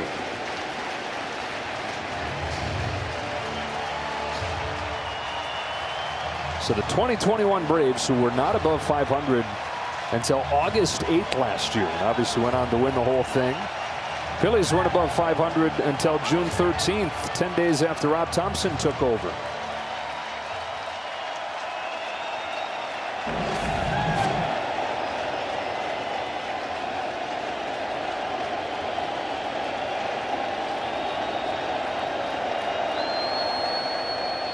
On 2-2, Acuna takes ball 3, full count.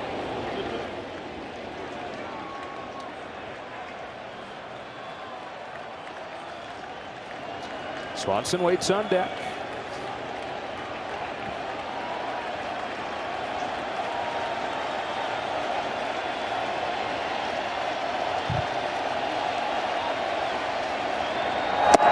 Chase. 2 out.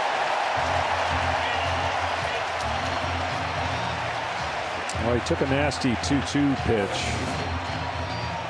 to make it 3-2, and then swung outside the zone on a fastball again that sinks away.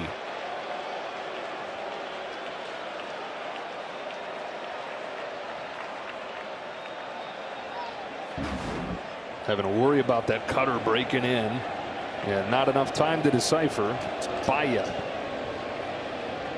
Swanson with a man at first and 2 gone. Scored the lone Braves run, doubling last inning. Coming in on a 2-out base hit from Michael Harris.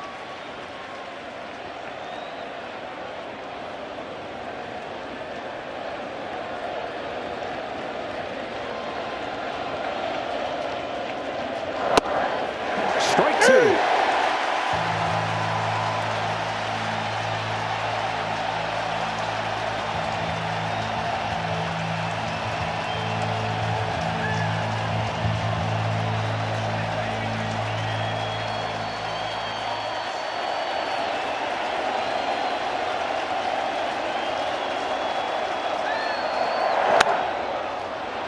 Down the line, but foul.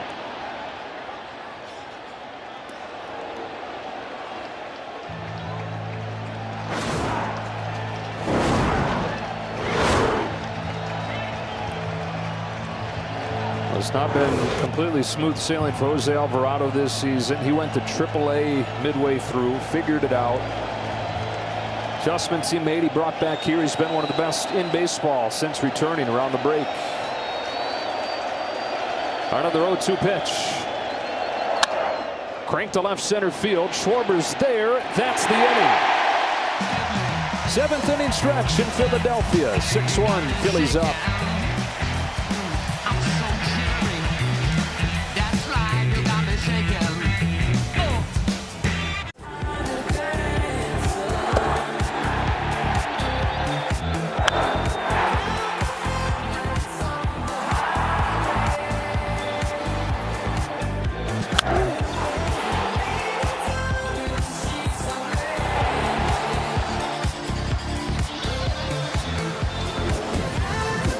playoff game here in Philadelphia in 11 years, and it has lived up to the hype. 6-1 Phillies in front, 6 runs in the 3rd inning, and 6 innings from Aaron Nola. Well, Aaron Nola's been locked in for a while, and you had to believe that he was the right man for the job to come back at home, and he delivered.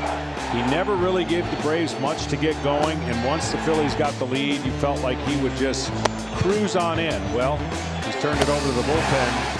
6-1 lead. This crowd's incredible. And now we turn him over to Ken Rosenthal. Aaron, first postseason start for you in Philadelphia in this ballpark. What was the experience like? Electric, man. It's awesome. These fans, wild. They're wild tonight. Team's playing great so far. Big runs, big hits. It's going well. What was working for you? First pitch strikes, for the most part, was working for me. Getting that leadoff out every inning was a key. All my pitches were working pretty well. How about the 6-run inning? What were you doing during that time? Trying to stay loose. Long inning, trying to stay loose. It was an awesome inning. Aaron, thanks very much. Thank you. Joe, back to you. All right, Kenny, you get a little snapshot of the level-headed, even nature of Aaron Nola as Kyle Schwarber finally comes up with a base hit. His first one of the postseason, snapping an 0 for 10. And I think the Phillies can now just about check every box what they wanted to accomplish tonight. Great atmosphere, great start.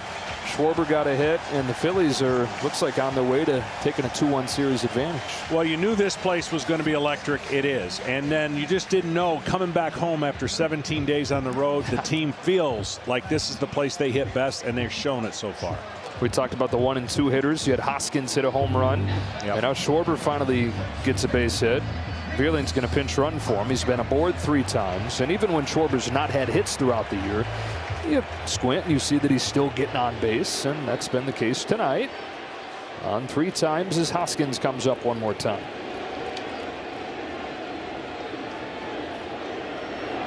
No, ball's up.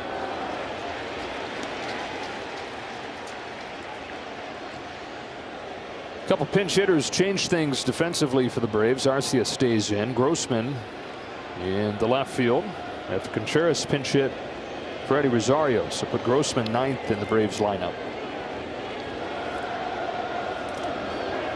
1-0. Ball's up. Ball 2.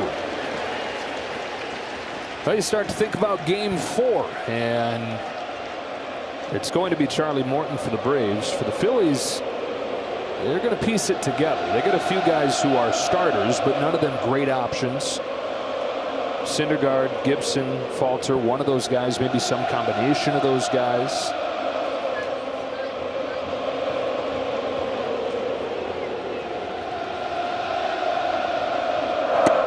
Two and 1. With all of them, though, there are reasons that you don't want to use them. You know, you had Bailey Falter's given up 7 runs in 8 innings to the Braves this year. Kyle Gibson's allowed 19 runs over his last 3 starts. Syndergaard threw 16 pitches in relief Wednesday.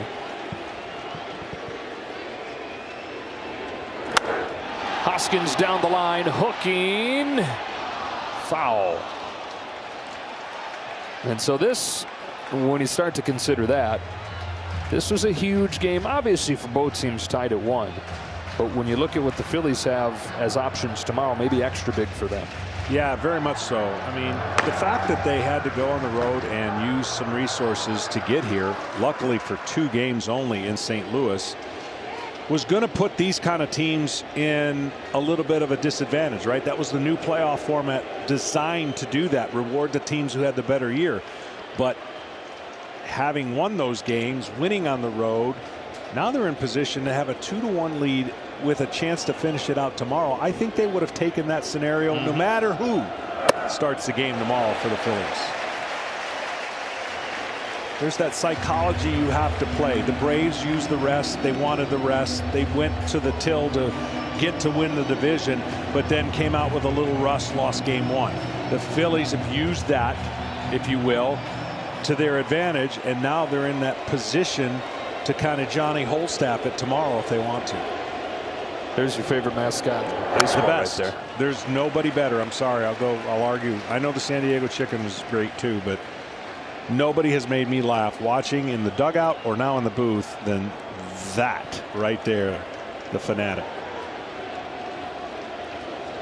Did you get to know him a little bit? I never did, but that's the mystique. I don't think I ever want to. I want to just know if anybody has. I want to know it just like that. Yeah. A walk for Hoskins.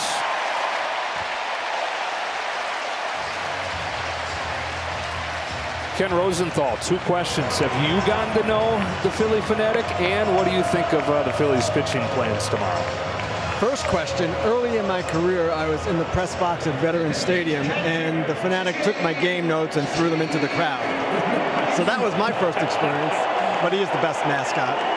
And as for the pitching, it's interesting. First, obviously, guys, they've got to get through this game, and they don't want to expend too many resources doing that.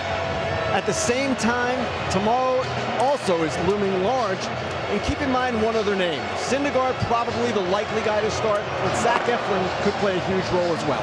And Eflin lately has been the 9th inning guy, or it's fallen that way. He's been one of the late innings guy, but throughout his career, he's been a starter. So we'll see. And he's warming right there. Odorizzi is finished in a 6-1 game.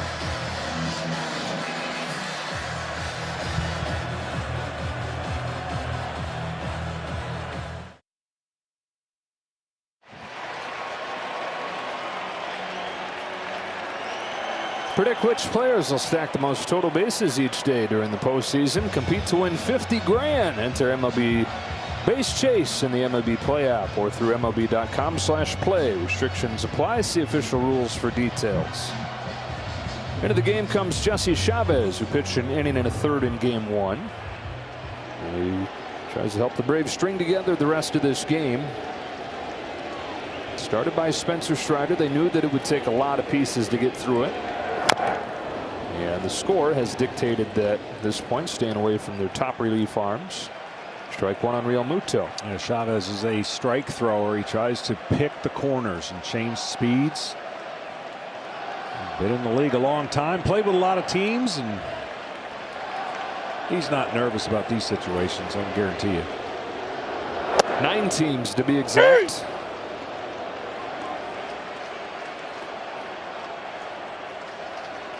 Three stints with the Braves over the last 2 years.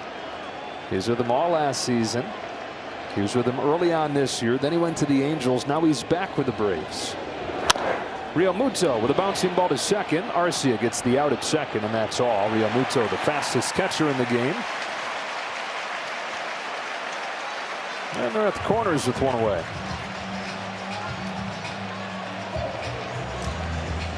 It's not out of the question that they would pitch around Harper or walk the bases loaded, but these are always the tough ones. You got a base open, you hear that all the time, but it just happens not to be first. And that's usually the tougher scenario. If this was second and third, they'd walk them. You're right. Right? But if you don't want to face a guy and you'd rather put it on the onus on the next guy, you do the same thing as if it was second and third. But first and third always entices the ground ball double play to get you out of the inning. Harper's got a 2-run home run tonight. Oof. Oof.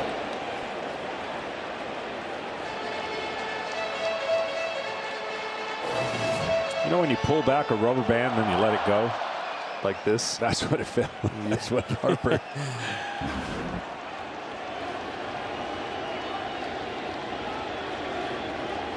Chavez with an invisible 90-mile-per-hour fastball in the middle of the plate.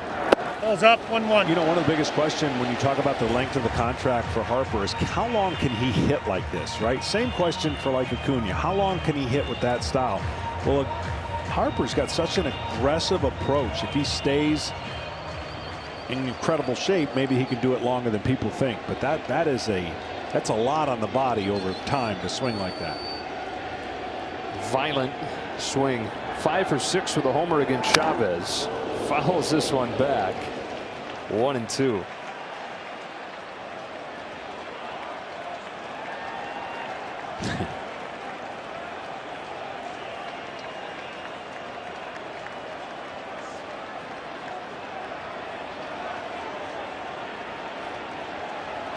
How'd you like to be behind him watching the game? Behind the Fanatic? Yeah, no. You're probably not watching the game, are you? Watching his big old green head. Ball's up. 2-2.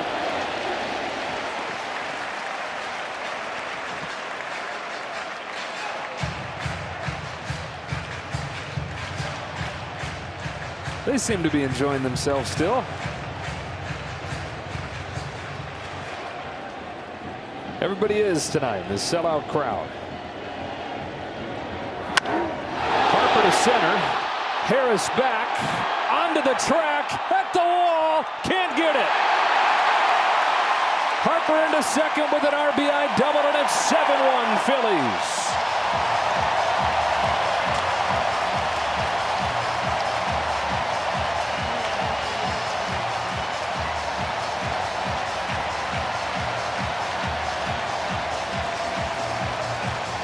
Michael Harris had to run a mile, just couldn't quite grab it.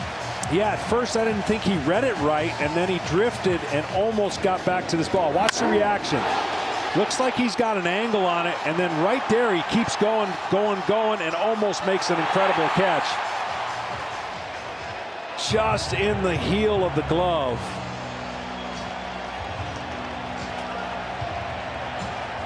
Harper has knocked in 3 in this series. He is 5 for 9 with a home run and 3 doubles.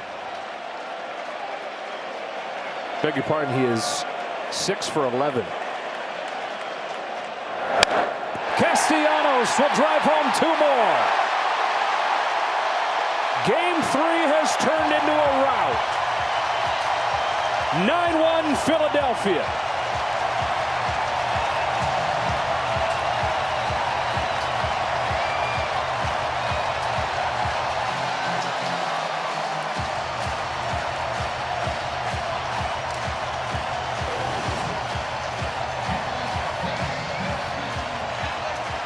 Inside out swing goes the other way. Almost looked like that was what he was going to do the entire approach at bat. Big hit. They'll pinch run for him and play a little better outfield defense.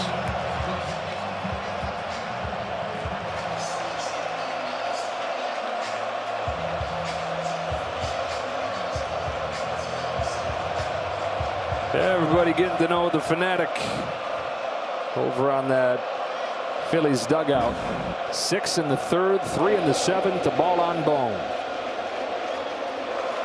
They had thought for years about this night. What would it be like if they could get playoff baseball back to the bank? Pinch runners Guthrie. Ball on the ground to 3rd. Right at his second one. Arcia to 1st. There's 2. The Phillies 9. The Braves 1 in Game 3 of the National League Division Series.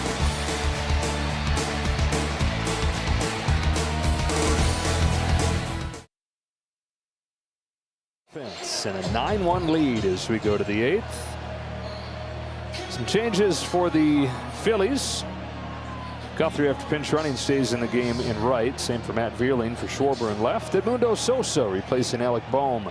Straight up move defensively at 3rd, straight up for the batting order as well. And Brad Hand, who is impressive in his first game back from injury, Game 1 of this series, on to handle the 8th.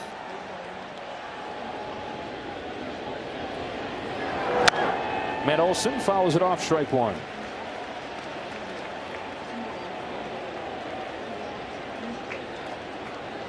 You surprised they're using Hand in an 8-run game?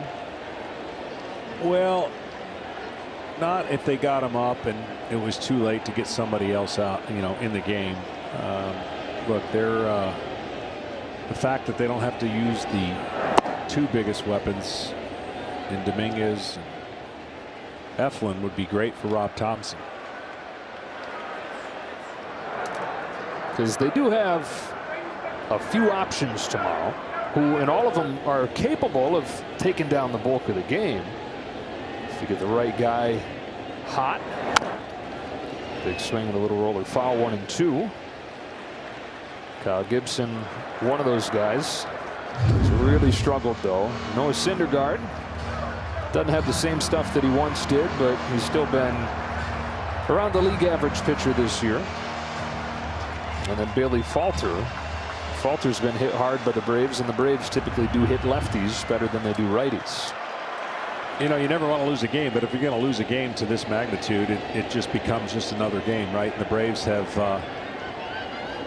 found ways to bounce back, but their formula is pretty simple. In game 1, they didn't get out to the lead, and Philly went on to win. Game 2, they got the lead. When the Braves score first, they're hard to beat. And so tomorrow, their formula is going to be find a way early on to break open and give their pitcher, Charlie Morton, an opportunity to work with the lead.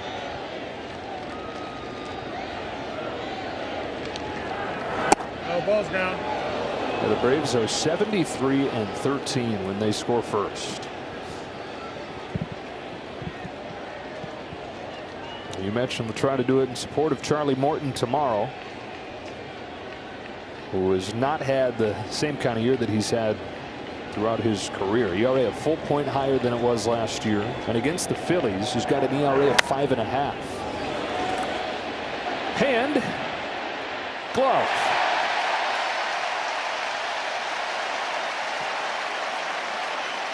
One gone in the 8th.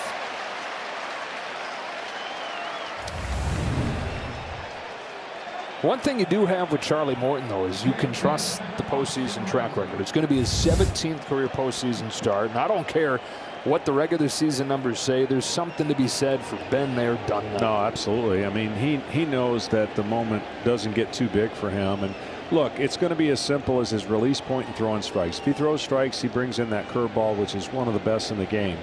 But the key will be throwing enough strikes with your fastball against this Philly lineup, because it only takes a couple mistakes, as we saw today, to get them on track, and they can put up a crooked number. Riley hits it hard. Sosa sticks with it and gets him.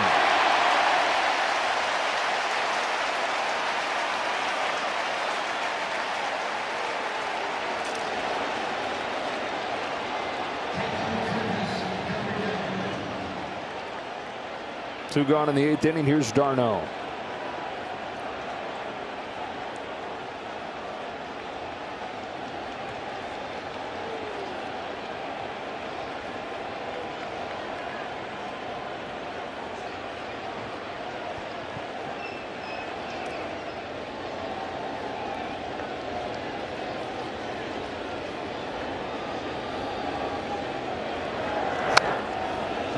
I know for me personally, in these scenarios, the best recipe after a loss is a quick turnaround.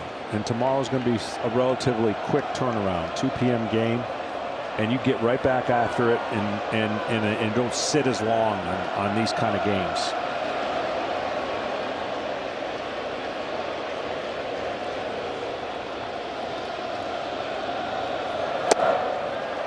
Strike 2. Braves are going to try to force a game 5, which would be Sunday in Atlanta. Phillies will be on the verge of punching a ticket to the National League Championship Series. Who would have thought?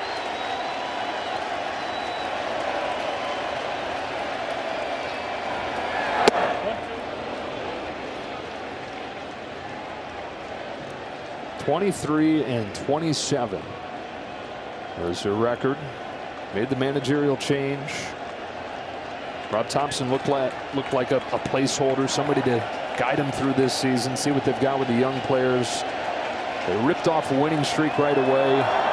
Nope. Got to the postseason for the first time in 11 years. And again, this is a team who hadn't just gone a decade without a postseason trip. They hadn't had a season above 500 in that time until last year when they finished 2 games over. And so it was looking like different years, same story, same Phils. Not this time. In the air to center field. Marsh into the gap. At the wall, can't make the catch. And d'Arnaud's got another double, his second of the game.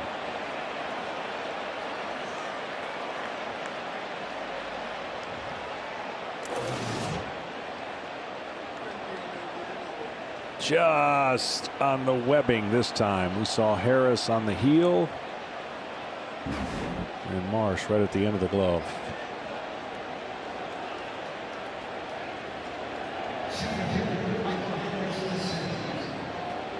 Speaking of Harris, he comes to the plate. Got his first postseason hit his last time, knocked in the Braves' run.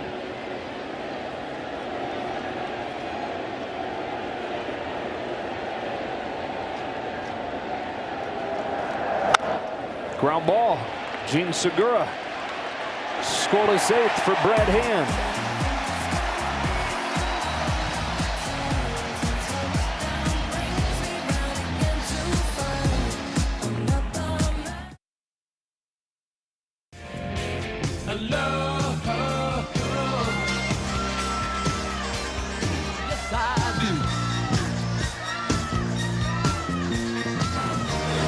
I think how much has changed last time at postseason baseball here. 7 managers, 11 years have gone by.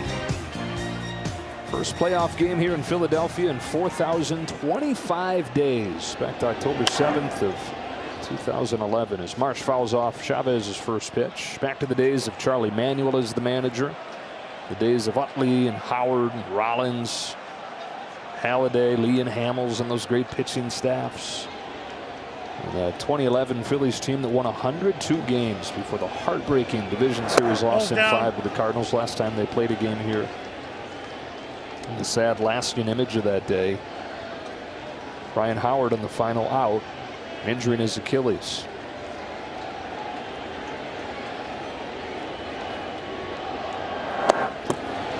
Just outside. 2-1.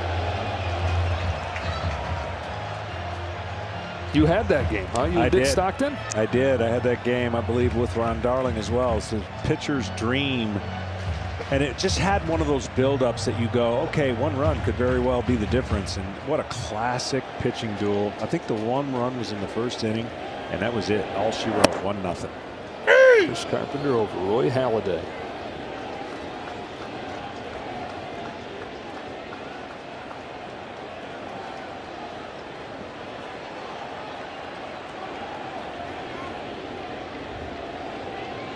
And all those guys represented in one way or another in this park. Marsh down on strikes, 1 gone in the 8th. So we know where John Smoltz was October 7, 2011. How about some of these current Phillies? Bryce Harper was in his 2nd pro year in the Arizona Fall League on that day. Kyle Schwarber was starring in high school football as an all-state linebacker at Middletown High School in the fall of 2011. JT Realmuto was crushing A-ball in the Marlin system. Rob Thompson was with the Yankees as the 3rd base coach. Strike one on Gene Segura.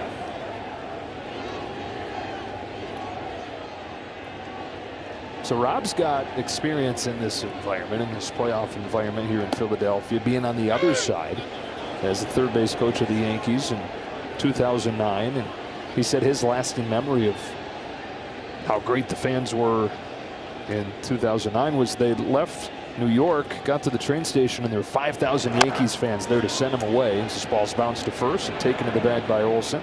And they're like, wow, this is awesome. They get off the train in Philadelphia, and there's 5,000 Phillies fans there to greet him at the train station. Boo! He said, man, oh man, these people love their Phils. And he's happy to be part of their affection these days. Went to the Flyers game last night, and he said, before this year, I never got recognized a single time by anybody. He said, every person I walked by at the Flyers game last night, hey, Skip, go get him. Go get him. A playoff trip and a contract to be the guy for a couple of years to do that for you. Connor Brogdon getting ready for the 9th.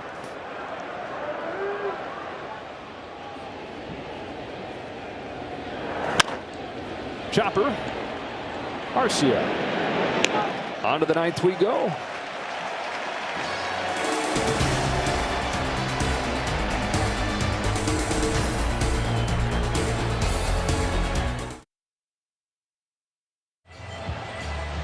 Connor Brogdon will handle this 9th inning for the Phillies. They got 6 runs in the 3rd tonight, 3 more in the 7th, and have turned game 3 into a laugher. Marcell Ozuna, ball 1. It's been a party here.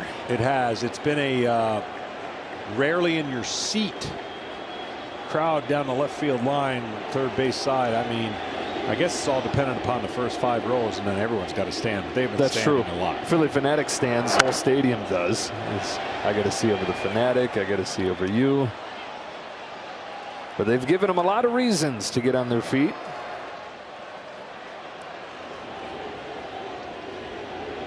And it wasn't looking like it was going to come easy.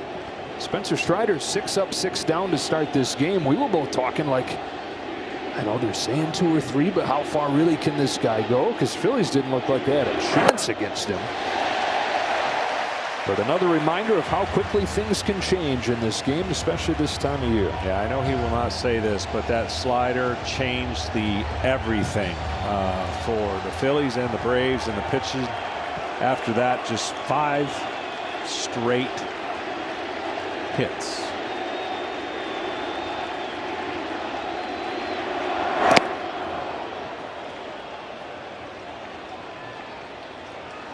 People will say, when you're pitching on the road in a hostile environment in the postseason, what's the difference? Well, the biggest difference is you know they're going to cheer and they're going to be loud. But if you can keep it to a dull roar, that means there's not a lot of rallies going. There's no big innings. But if it's loud, really loud, you're not lasting very long, because that means a lot of good things are happening for the home team. 1 gone in the 9th. Well, John, you asked off of the top, can these guys get going? Because you knew that Phillies could really use it. Kyle Schwarber and Rhys Hoskins came into the game 1 for 14 combined. Hoskins, the biggest swing of his career. Biggest swing and the biggest bat throw. I mean, that ball was crushed, and you knew it was a matter of time, and the Philly fans were hoping once they got home they would see the real versions of their number 1 and number 2 hitter. Reach base 5 times. And you could make an argument that 3-run homer might be the biggest blow of the game and maybe the series.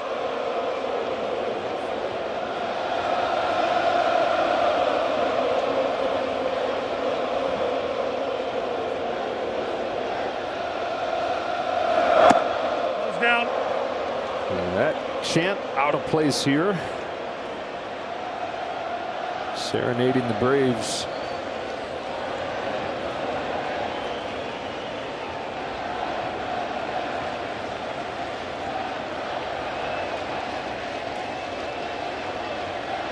Two balls and no strikes on Orlando Arcia. Had a pinch hit base hit. His first time up, takes a strike here. And so the Braves are going to have to do it another time. They're going to have to dig out of another hole, like they did last season, like they did this season, like they did after a Game 1 loss, beating Zach Wheeler in Game 2. They'll try to get it back to Atlanta for a 5th game Sunday. 3 balls, 1 strike on Arcia.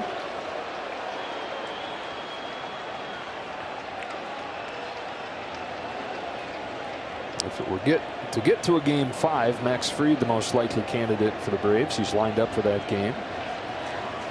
Rob Thompson did say that, yes, Zach Wheeler could be available on Sunday. They haven't officially decided that, but if it were to get there, Wheeler on short rest would be an option.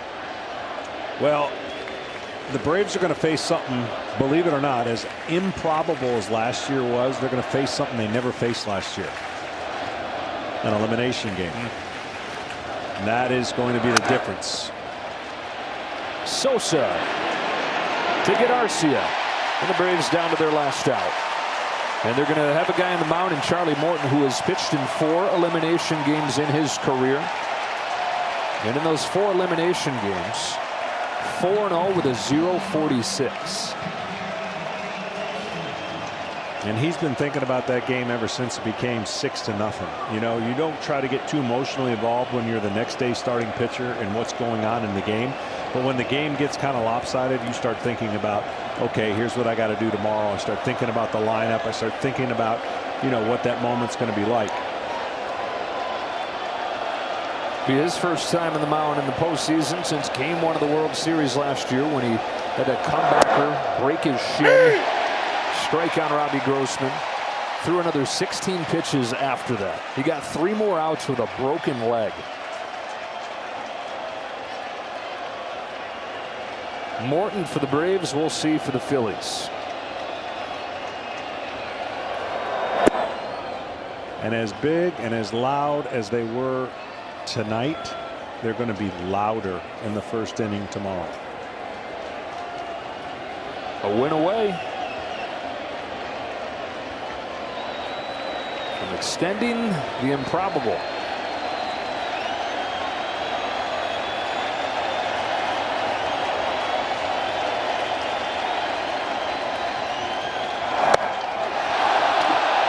One and two, and Grossman going to have to go get that bat.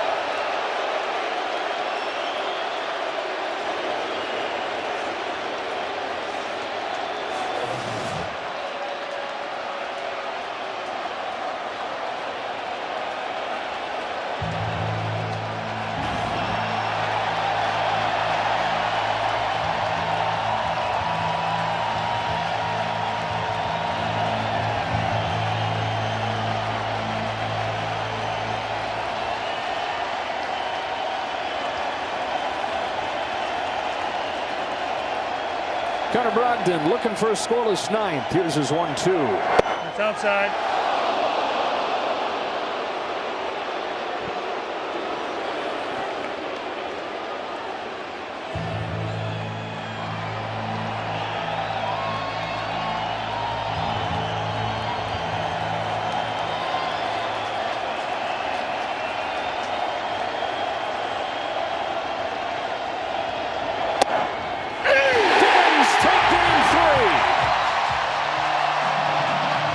What a night in Philadelphia.